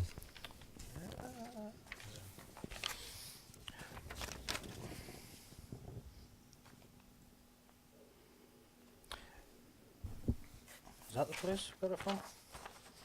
Migdal. Yeah. Yeah. Migdal von Galbarak. So the hole still stands. No. When we arrived there, it was fallen. It seemed like the Viscal Draz Tsar had set place there. Curse on them and their walls. The horse. I am King Drazen. This is my hold, and no High King or priest has sway here. They can request of me. Only because you stand before me with a Drengi do I allow you, the first humans, to see my hold. Starfish! It's winking. Well, we will nothing. Oh dear. Now you know why the dwarf kills the fire. Should it be poked like that? You could have went any other way. You know what we're like. See my hole. You've You know never what seen we're my like. hole. I don't want to see. All. Silly things like that set us off. Wow, that's quite an active hole. I didn't expect this. You shall remain here as guests of my hall. Hall? Hal? Of my throne. I'm just hall. waiting. His character. There's Bjorn. You shall remain guests here while word of this Azrael Duraz is sent to the High King. I will allow him to decide what he wants. If he wants wants these manlings to pass by and enter Kazad Urkbavak. Is your hold? I should go with hold instead of hall. Yeah. Hold! This first, behold and look at my hole. What? Stuff. We thank you for your hospitality, King. Get the impression Great. you're gonna like. King Drazen. You're like, what the fuck are you? As you said, Drazen. Drazen. King Drazen. Your life still hangs in a thread, man. I know. We would not come here. Ever again? We would not come here. Just you. You have tendency of putting your foot in it. No, I do not. He said, picking up his foot and about to shove it straight in his mouth. No, I don't. Nom nom. I'm trying to short horses. Yeah. No, Sundays. He's like, don't worry, I'm going to use them. What they call Yes. themselves. I study. Yeah, it's totally fine. So, you're going to show us your Right. chocolate starfish then, Right, Stunty? listen, Stunty. No, I didn't say that. King Stunt, you're the King- Stunties. Yeah. King Stunty, listen, you don't know who I am, right? Where the fire? I think I could fly. Shove. Yeah. No, I just said, we thank you for your hospitality. We understand coming here is something that we needed to do. We have to do. We understand what we are, but we are not welcome in our home anymore. We have moved away from that. We have fled the darkness. So what dishonour have you brought into my home? Not even their own kind. Don't want them here. Don't want them there. What atrocity could a Sinathai and his Vakhtari lapdog commit that their own kind have turned against them? I don't mean to speak out of terms, O king. Again. O king. He deliberately turned and looked at Drangy. Yes. Went, they were like, blah, blah, blah. If I could just have a moment of your time. Quick with your words. I forgot what I was going to say. You, why did you stop me? I was on the floor. Carefully. Walked on. We are no longer Vakhtari. I am no longer Vakhtari. And he is no longer Semnathai. We don't follow their ways any longer. We have a vision. A clear one. And that is to unite people, not break them. We we understand there's a darkness coming. Coming. The darkness has been upon our lands for generations. Well, it's only getting stronger. And we are getting weaker. I don't see the end of the Sinathai and Vakhtari by any means a bad thing. The things that your people have done to our western cousins, to the hill tribes, over the years, they reached out to show you the ways of metal, and your Semnathai took them when they could.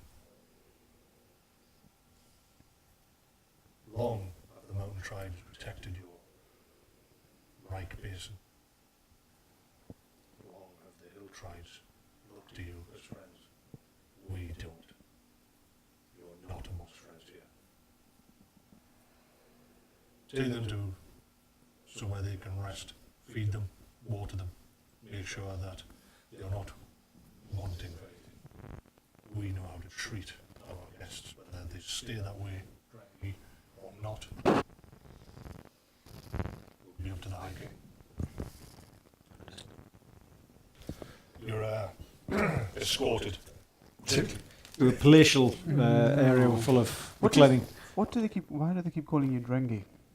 What does it Does that mean, hey Stunty, what does Drengi mean? Why do they call you Softcock the Drengi? I mean, we got Manlig. I mean, Yeah. you got Drengi. Yeah, so from your point of view, you know he's not asking for the actual reasons. He's, you can tell what does Drengi mean, yeah? So you've got to find a way around certain things, no doubt. So basically at this point, you're clearly a barrass room. Yeah, you're provided food, drink, and able to relax effectively. Your weapons are not taken from you, and you're not under a heavy guard by any means because We are literally no threat to them. you are That's zero why. threat. Like, yeah, whatever. Yeah, and obviously Hurrah! they hold the Drengi in an Keep your uncomfortable. pitchforks. You can tell that they hold the Drengi, as they call them, they hold Grim in a very uncomfortable high esteem, high regard, and there's no shadow of a doubt that you can tell that if you were to do anything that would need them to react, they'll expect him to deal with you.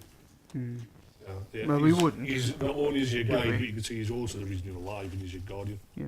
So anyway, yeah, so very quickly before we finish off, he says, Sorry. Why? why How's it go back? So why do they call you Drengi? Why do they call you Fish Stabber?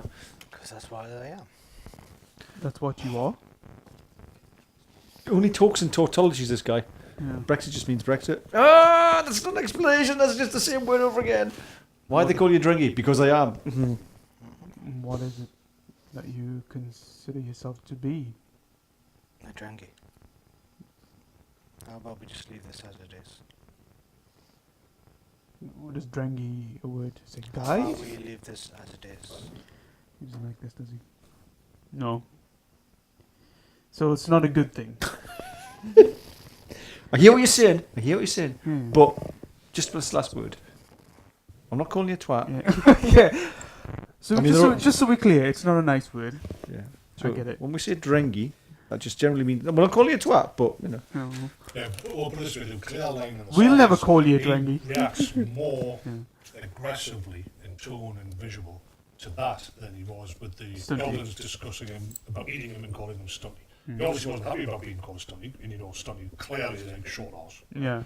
But you bring this up, you can see that it is actually exhibiting violent reaction. No hiding it. It's something very personal to him. Incredibly. So this is personal to you. Is it? Oh, you stupid drengy. Ah, It's not an insult. No. Using the word is not. It's No. clearly the line of questioning. So he's not upset about being called drengy, and obviously whatever it means. Whether or not it has a translatable word clearly isn't being discussed, but it's along the lines of the questioning that he's obviously reacting to, which is what does it mean? Gary. It means I'm going to take it on the Gary. I didn't like it. Oh, right. The question was Gary. Yeah, so it's not an insult in itself. Okay. So effectively, I suppose you could be going, sort of, why you call it Geordie, Yeah. right? But when they go through, we go, well, because this, and Geordie means this, he's like, because I am a Geordie. He has to do Gary because only then can he come to the King's Hole. Hold. Hold. Right, so we So have come to the that end was episode of 18, eh? Episode 18. So at least we got there And again, Caradak unrested. put his foot in it. We're not there yet. Oh, okay. No, well, sort of. You know, we got past the goblins. We didn't die And the there. ogres. And the The ogres. spiders And the spiders. and the spider, And you're still in the deadly place. and you still And where you think that you can relax, you're actually surrounded with more danger. At least these won't eat you. Yeah, that's good. not straight away. No, they'll just throw you from the walls. I can fly. For 30 seconds. Does bouncing count? No. Oh. I thought you did something remarkable in the sense of avoiding every single confrontation possible. Yeah. Because you did it in the sense of, this just makes no sense, why am I getting involved in this fight? Because I was literally at the, it's clear that there is a distinct that, do you work about now? The other thing, of course, is whether you're not, I don't think you've picked up on this, but you're dealing with very stupid creatures. So they're really open to getting blagged continuously, including the ogres if you wanted out there. You can easily go, blah, blah, blah, alright, well, fair enough. I didn't want to try and put that one, like, just in case they were like, Just we have one Yeah. of our own. What do you mean? I didn't even say anything bad. But yeah, so obviously you could went into the fight. There was a clear write-up if you went into a battle, what would happen. But also there was, depending on how far and how long you took, would be at different points. So for example, if you had decided to sod it and fight your way through the initial goblin lineup and effectively make it to the pass in time, you'd be up against literally goblin, spider, rider force, as well as the ogres, all of them. But because you delayed, it got to, 2 days into the feast because they got hungry. So they ate them, therefore defeating half of the force that you had to deal with. You didn't obviously deal with the main battle, but there was obviously, you picked up on something with the goblins in the forest. You could have easily have further investigated, which is an interesting story line with the giant arachnid. So yeah, even though it did obviously has taken quite a lot of time, you've left it most of the time for me just to talk. Didn't really leave open because you were just sort of go, leave. no. I'll just describe it all then. What else are you doing? So yeah, well, I'm glad that you made it to the western tower, the Silver Mine, the Silver Road, sorry. Yeah, I was put in the description. You shall be here for so long. This may happen. I was like, oh no. Oh no. We're not going to pass yet. Straight away. And so you're going to be held for questioning. Oh, because that always goes well, doesn't it? Yeah. I think every time my character's ever been questioned in a game, It made the standard. it doesn't end, I don't think it's ever ended well. Then stabby. Well, Stand up. Everyone, thank you very much for watching. Thank you very much for participating. I didn't go. I was just standing up. I was just. Yeah. Since I actually have no idea if anyone's online. We can't tell. We can't unless you go tell. onto the page. So yeah. But I'm assuming no. If there's anybody online, then yeah, feel if you want to send us a quick message before we sign off, then let us know. If, Send nudes. So you didn't say that.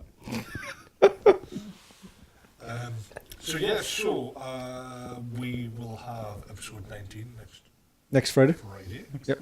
That's a Yes. guarantee. Yeah, it's on. It's on. He is on. It's Do you on. think we'll get to episode 20, 21? We might do. Definitely 19. Definitely 19. Yeah, and we could even get to 20. Depends what's going on. Because obviously, right, so effectively we have, this is the minus 30. So it's 30 years before the formation of the empire. So it wasn't really recorded in as far as time, not until historically, a considerable time in the future when they decide to start recording the past. This is the unknown history of the past. But effectively, this is all, if you were looking at it as a book, this is sort of like halfway through book one, as it were. Because after episode 19, maybe 20, depending on projection, time frame, just to give these guys a hint, is we are looking at the year 1115. Yeah. Boom. It's a bit of a time jump. I was trying to figure out. Watching porn again. Yeah, he's touching himself. Thinking of Jenny's. Yeah. And then we'll see the year 1115. At that point, we should be looking at the latter half of this this first book, and we will see how what is done in the past interacts with the future timelines. And of course, 1115 is nowhere near the current Games Workshop time. No. Well, not the very end. And anyone that's interested, anyone that knows Warhammer, I'd be interested if on this, or in fact on YouTube if you got this far. Let me drop a little message. Do you know what the year 1115? Yes. Please leave a comment. Yeah, so you see what's going on at this time frame. I have no clue. What's going to happen in the year I don't know. 1115? Do you guys know what's it known for? And then we'll be interested. See if you're keen to find out how these guys playing Make a mess of it all. characters lost to history, but obviously had an impact on future times. So we'll wait to see. Anyway, thanks very much for watching episode 18, the Tribal War episode. Thank you very much from Kane. Thank you very much from Talbot. And from Nevin. And oh, am I pressing the right button here? And no I have idea. no idea what you're doing. Touchy. What's that there? It says End credit. There you go. Right, everybody see you next week. ta-da. Yeah.